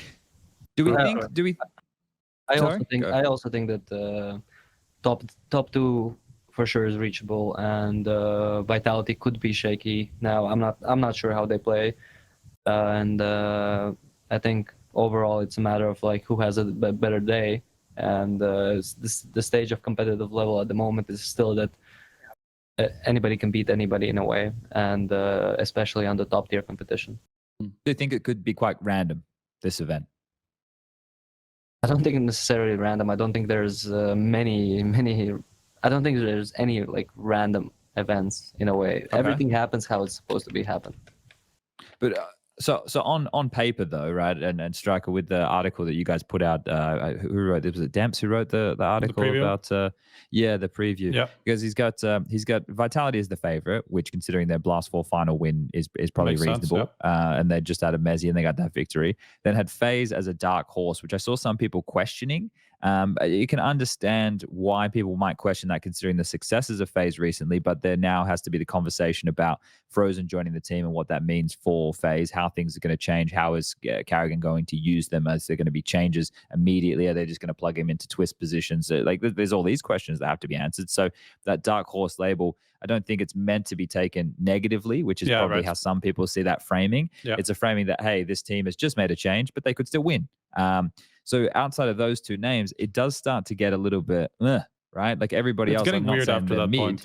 Yeah, because you have like, okay, so like number one team at the moment, at least according to HLTV, is FaZe, right? And that's like Vitality would be number 2 now, but they won the most recent event, right? But after that, you get MOUZ, who are playing with Brollan, so a guy who's probably just standing in, not even meant as a long-term replacement. Then you have ENCE, who just brought in Glaive, and it wasn't the greatest debut. They didn't have a lot of time, so I don't know, like you can't really judge them too harshly. But still, like, obviously debut didn't go well. G2 are just about to debut with Nexa. We were talking about the online results that maybe like we shouldn't put too much focus into, but so far, like it's kind of up in the air, right? And then NAVI just made a change and didn't look 100% confident in it just yet. So I mean, you're losing sample, right? Like it's a huge change for the team and how much initiative taking there is and stuff like that. So I get what skullz was saying earlier, about Cloud9 being in a position to be top 2 in the group after Vitality because of the instability of everybody else. Yeah, this becomes a hard one for us to sit here and because we're not at the point where all these teams have built up a big enough base for us to be able to go, okay, well, this is what our expectation of these teams are because of all these different factors. So it becomes one of these things where we're trying to pin the tail on the donkey, but we don't even know where the fucking donkey is, mate. Like it's quite a difficult task to find ourselves in. If who is this, Steve? It must be Steve. He's Where's he coming in with? He's wearing a Disney outfit, so it has to be Steve. Someone left their phone. Okay, well there we go. Stick them up. Okay, well yeah. Look, this is the thing. I wanted to kind of get some opinions on teams and their strengths and everything like that. And I suppose we can still do that with some of the names. Like what about NAVI, for example? Right, this is quite a hodgepodge mix of players, but it's some exciting names on the team, right? So a NAVI, are they a team that we should be worried about? Like not in a negative sense, but in the sense of like, are they slept on a little bit? Does this team feel like it has more potential than what we've seen so far? I hate that word, potential. We've played Vitality, we've played FaZe, we played NAVI in scrims, and all of these teams are doing pretty well. So I think because NAVI played in Blast, right? Yes. And they kind of bumped out early, right? Something like this. I think it's not long after Wonderful had joined the team, though, right? So it hadn't been there. It's still the early days for that. Yeah, and how they're going they to were top approach that 6. I think they just won one game against, I don't remember, was it NIP or Astralis? NIP. It was the only team they beat. They actually played against Cloud9 fairly close just before that as well. But that was also their first event with Boomich, so they could have won that Cloud9 game if I remember rightly. Yeah. And then they played Complexity and lost to them, got eliminated by them. Oh, and that Complexity game, that clutch that they lost to fucking Hauser coming down ramp, that 1-on-2, they definitely, Oh, the nightmare field. I also remember the Complexity game. They had a chance to win that game. They had a chance against Cloud9. Yeah. I think all of these 3 teams, all of the 4+1, the ones that got -1+1, all of them after Blast and now having longer time, I think can kind of gain up to 30%. Of their game that they had in Blast. I think it's been more than 2 weeks probably since Blast, right? These if you use 2 weeks time accordingly, how you for practice and improving, I think everybody can gain back the form, and the longer you know each other, the better kind of communication, the better movement, the better everything happens. So I agree with Felipe. It's a matter of like preparation, a matter of how they're gonna approach the game, and a matter of luck. Sometimes luck actually and individual skills also. Like I think that there are a lot of teams with very high like firepower. So when it comes like to clutch situations and like tough situations in the game, this firepower like comes to life. That is true. Yeah, who's going to be on individual form, right? That's another great question here. Whereas I mean, that also comes down to what YEKINDAR was talking about earlier. How teams are taking this event, and at what points this event comes. Because like for a lot of these, it will be coming like straight after a roster change. So obviously expectations won't be massive. Like everybody will look at this like team list and say, okay, like so many teams have changed, like we have a chance. But that doesn't necessarily mean that they have the expectation to win. They're like more like, okay, the field is obviously very shaky, so we can do well. But it's not like we're putting like massive goals on this because it is the season-ending event. We've just changed lineups, So it's also about like how many of those teams will be able to set their mindset on, okay, like we want to do well here. It's not just like, okay, we've just made a change. We don't have big expectations. All right, well, let's change the framing a little bit, right? Let's try and put these teams into buckets. So I'll start, and we'll see if you guys agree with this. So teams that I have very low to no expectations. That doesn't mean I don't think that they could get some wins or they can't play some decent Counter-Strike. It's just I'm not expecting them to do anything considering the circumstances. First and foremost, Heroic, right? Heroic would be number one on that list, just considering what this team is right now. It's sewn together. They grabbed what they could, and we know it's not going to be the future of the team most likely. And then second of all, ENCE, for similar circumstances, but more rumored, right? They've also just, and this must suck for Glaive to join this team and knowing that all this stuff is still just going on around him right now. But that's another problem that exists. And with these conversations that exist, the players are going to see them, they're going to read them. And we saw with ENCE in recent time that they haven't necessarily been in the best form. So that mental side of things could really be hampering them. So I would put those two teams in the low to no expectations. Does anybody disagree with those?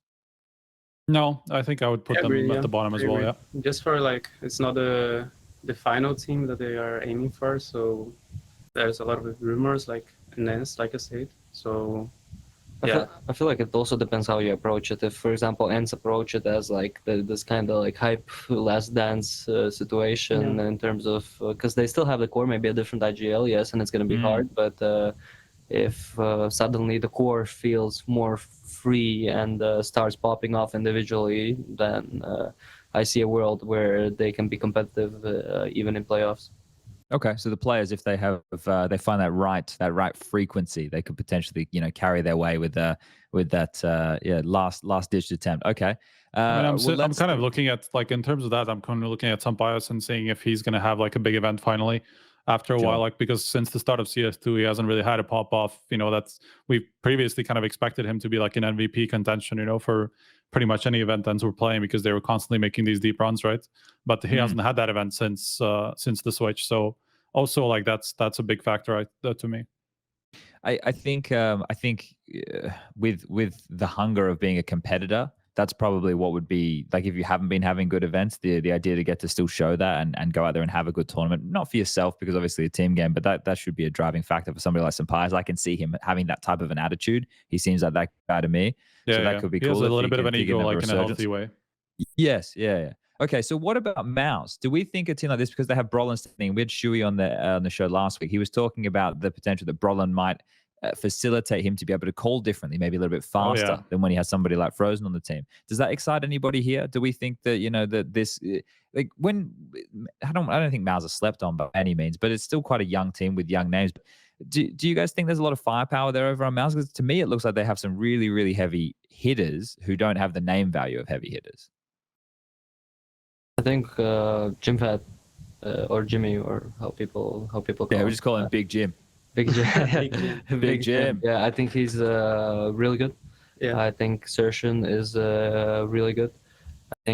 Honestly, I think the whole team is really good, and they have their days of like Torzi popping off, Sershin popping off, but not necessarily like maybe the stability of like everybody playing at a really good level. But they're definitely on the right track. They're a really great team. I think Suhi did a really great job with Gamer Legion, right, in Paris Major. I think he did kind of consolidate his IGLing path in a way, and it's a matter of how they treat this Frozen leave to phase and taking Brollan in a way. It is possible in my head to kind of switching up the roles, because Frozen was taking a lot of the star roles. Who's going to play those roles? Maybe Big Jim is going to suddenly play those roles, or they move Zershin to Frozen roles, and then Brollan is playing Zershin roles. It's a matter of how well they are going to adapt, and the matter how well is it going to work in their heads and in actual practice, right? Yep. I'm curious about the balance, man. Like what Shuhei was talking about last time. Just being able to call differently. I mean, I can imagine this team being like fucking just holding W all the time, you know, because it's like Shuhei is the guy who does that, Zershin is the guy who does that, Brollan is the guy who's like constantly at the front, you know. Like obviously NIP was a similar situation in that they had a lot of pieces who kind of wanted to do the same, but I feel like in this, like MOUZ have actually found a way to combine those pieces together while NIP didn't. So I feel like, I don't know, I'm just curious. It's not like I have big expectations, but I am looking forward to seeing Brollan. They could get on a hot streak, though. Exactly, they could snowball. Yeah, and I think that's what's exciting about MOUZ. I think MOUZ is going to have a good tournament. Okay. All right, that's a nice little nugget right there. Yeah. Okay. All right. All right. But we may who have else? some insider information that you guys don't know. So Oh. What did you say Oh. about inside information? I'm saying that we may or may not have some insider information from scrims. Okay. Interesting. Okay. All right. Is all it just right. like being slammed by a sledgehammer or something by this team or what? It's like pure firepower. They can't just be doing not naff and that, Ws. but they're playing good. Okay. All right. Well, I'm excited to see how they go. That could be fun. Could be nice for little Brollan to get back out of his shell. Okay, here's one. It's quite a controversial one. There's just an interview that's come out with Nico now on HLTV. If people want to head over there and read that one. But G2 on debut on LAN with nexa. Obviously, we know about their online woes, and we explained away some of those little qualms. But what do you did you guys say you prac G2? We haven't played. Didn't play G2. Okay, so what? Look, we don't need to get you can give your opinion on what you think of the new team, but what kind of expectations do you have for a G2? Do you think that that the team is going to be able to live up to their previous expectations, or is it going to take a little bit longer for things to kind of simmer into place? I think they are like for sure in a higher position than the best teams that we're talking about.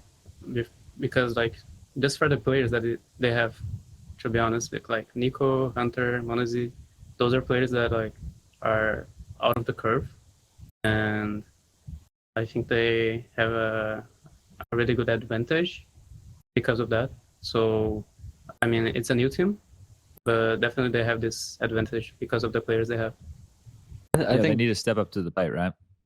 Yeah, I think obviously, like I would probably have the same expectation as they would have out their expectations, right?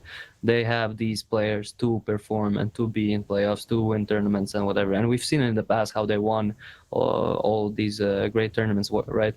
I'm not necessarily sure about the input that nexa is bringing instead of JKS, and I'm not really sure about the JKS input that he was bringing into the team. But usually 4+1 or like changing one player doesn't necessarily change a lot, doesn't necessarily change the most of the things, right? So I truly believe that they are a contender team. They probably just need some more time, and I think they're going to be doing great, but I'm not sure that it's going to be this event. Might be too soon for that. That's one of the considerations here as well, right? These things, especially with the overpass caveat in play.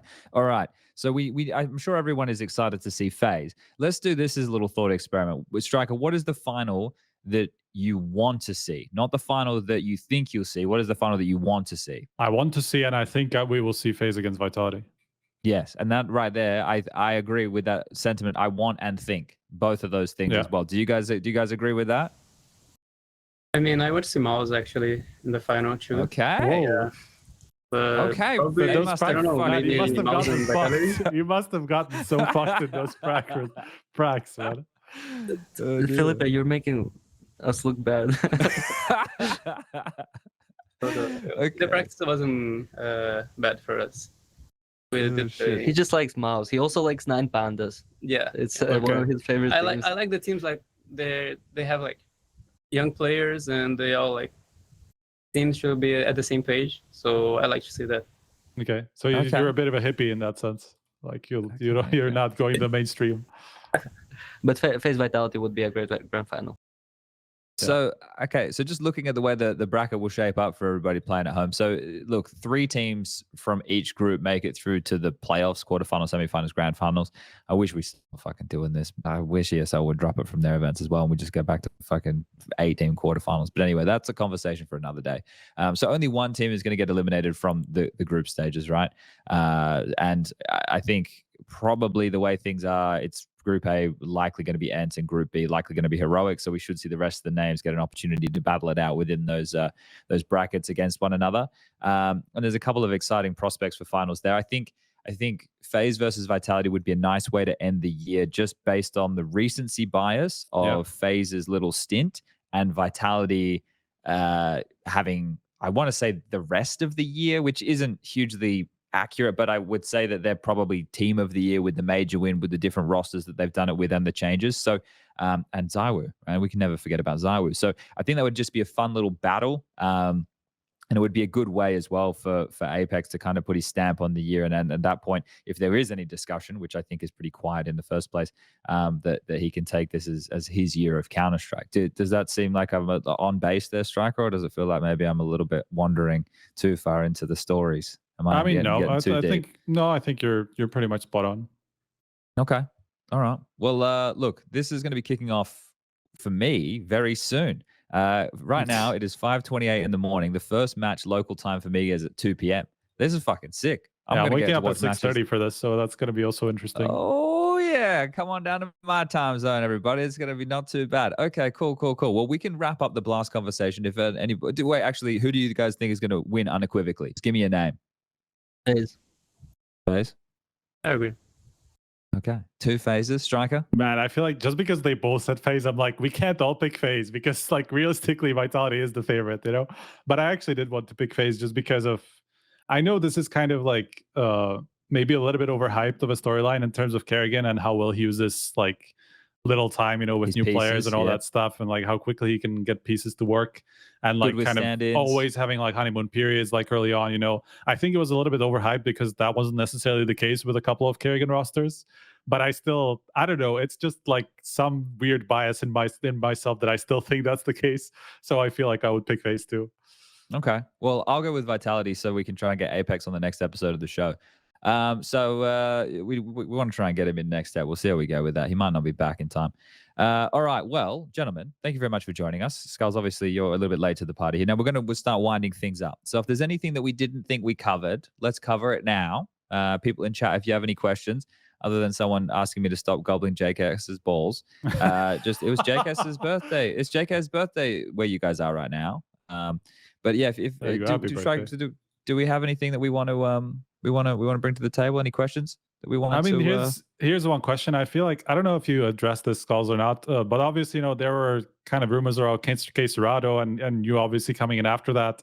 After that didn't work out, KSCERATO pretty much confirmed that he got approached early on. You know, how do you look at this, you know, as the guy who kind of comes as, like, I don't want to say a second option, you know, but after those rumors, you know, you're the guy joining the team with that kind of a player, you know, that I'm sure you've looked up to, you know, and especially because he is also extremely similar to you in terms of playstyle, you know. How do you deal with that? KSCERATO is I can say that he's a big friend of mine, and of course, I understand that he also like is playing in this environment, tier 1 environment, for a long time, and he has done like a spectacular job, and that's all I can say. Basically, I understand that Liquid like went to him first because he's indeed like a good player, but there's nothing more like that I can say really, because I am pretty honored to like be scouted like this, and I understand that I had my few events, tier 1 events this year, but I never like got to a point that I was only playing tier 1 events, so I can show like my true potential. And I am just happy that I got this opportunity now, and I can show like all the guys and all the world what I'm capable of. You know, like I'm just gonna say, Pain won against Liquid twice this year. Yeah. Did we play Furia? I don't know. I don't think we won. So I don't think we've played against Furia. So it's kind of like recency bias as well about about Philippe in a way. I still remember how we. Okay, I'm not. But I thought Pain were pretty good. I like watching Pain. I like with skullz and Zevi in the mix and Biggie Zero, right? Like I like the fact that he picked up the in-game leadership mantle. Like it was a fun team to watch and playing like good Counter-Strike. It wasn't like you guys were playing gimmicky CS or anything like silly. It was like good CS, and it was like this next Brazilian team to get excited about. And you were one of the star names that came into the roster in more recent times. So it was fun to see. But I want to ask this question to you two gentlemen. So what is the recent future hold? What comes next? Like, are we looking right now at we got some more time in the facility practicing, because obviously we're getting into the holiday period. We're already in the middle of December. What comes next? What's the timeline looking like? Well, I mean, we have a couple days left of boot camp. Overall, it's been a lot of work, but obviously because of like the vacation time, then you have to stop playing. The problem is that our open qualifier to the major is starting really early, and it's being played in North America. So during the winter break, you have to play you have to play CS. You have to keep informed, so you can't necessarily fly somewhere out for a vacation spot, and also you have to travel to NA pretty early. If I'm correct, we're traveling 3rd of January. So 3rd of January we would be traveling. 8th is open qualifier, and then our season is starting from then. Okay. And that's where the madhouse really begins. Okay, so realistically, it's only going to be a couple weeks off over Christmas to spend some time with some family and friends, and then just getting straight back on it. But I guess this is the thing. You've had this nice lead time. You've been able to kind of decide how things are going to function, and then kick things off with trying to qualify for the biggest event of the year out the gates immediately. So, a lot of fun to be had very soon, boys. Your Christmas wishes might all come at once. This should be looking good. Should be looking very good indeed. All right. Was there anything that the two of you would like to say to anybody at home? Is there anything that you didn't feel you got off the chest this evening? You have something? I mean, just I'm glad for all the fans that are welcoming me at this point of my career. Like I said, I know that I am very young, and I'm a little bit unknown to most of you, but anyway, again, to show you guys what I'm capable of, and I'm just happy to be here with all of you guys. And thanks for welcoming me. Thanks for hosting me. And yes, that's it. All right. Well, give us something in Portuguese, because Liquid will love the fact they get so many different fan bases now, mate. They get Europe, North America, and Brazil. So give a little Portuguese out there. I know Steve will appreciate that. Primeiramente, também queria agradecer ao Rock também, porque ele fez parte da matéria lá que ele postou sobre mim. Segundamente, agradecer os fãs brasileiros da Liquid, que tem muitos fãs. Agradecer minha família, meus amigos, minha namorada, que está me suportando muito nesse momento da minha carreira. Eu estou muito feliz e não posso esperar por mostrar o meu talento de verdade para vocês. É isso. Vamos. Vamos. There we go. Lovely, lovely. All right, and YEKINDAR, man, I'm glad that we're getting you back with some smiles on your faces, mate. I hope we can talk to you more in the future. I saw you getting beaten down by the world, and that fucking sucks. So it's good to see you're back in a position now where hopefully you can thrive again, mate, because I think you're a really good lad, and I want to see you doing well. So thank you for joining us this evening. Do you have anything you want to say to the people at home? Anything at all? Thank you, Chad. Just show overall, there's maybe there is a lot of people who would kind of put some negativity towards me or whatever, but there also has been a lot of people who supported me throughout my decisions and supported me throughout the losses, and supported Team Liquid specifically as well as a team.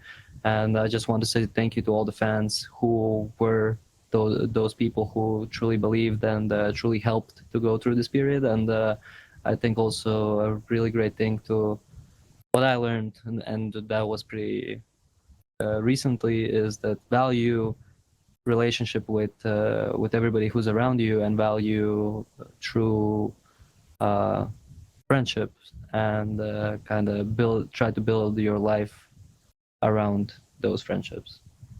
Yeah, that's a nice little sentiment there. Well, you guys have a nice little crew built around you over there at Liquid. Obviously, Edward joining the fray. You've got Zeus. Steve's always great. Thanks to cadiaN. Thanks to Twistzz for also briefly joining and helping you guys with Skinionaire to get you across the line with the 5 from 5. But having you two on the show has been fantastic. Thank you very much for the time. Quick shout out to the sponsors, 22Bet, but gamble responsibly, SteelSeries, and tradeit.gg. Remember, Blast World Finals kicking off in just a couple of hours' time. Make sure we all enjoy the Counter-Strike. And that will be another episode of HLTV Confirmed. Goodbye, everybody. We'll see you next week. Same time, same place with another episode.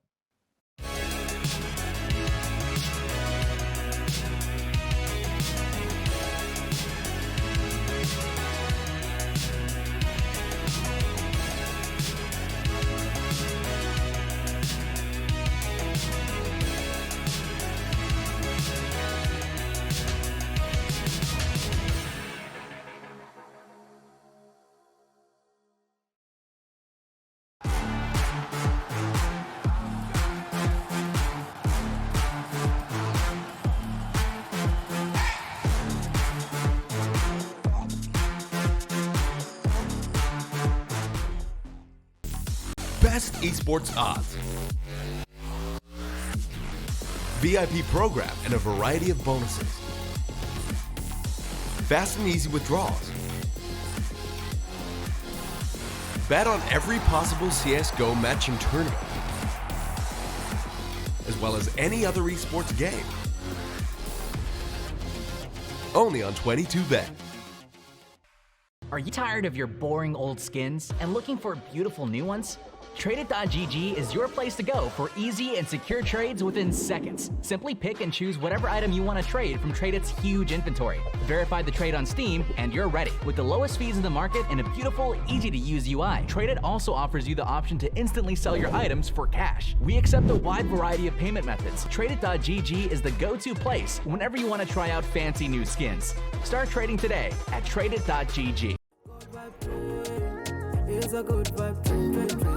It's a good vibe, trend. It's a good vibe, trend. Good vibe, trend.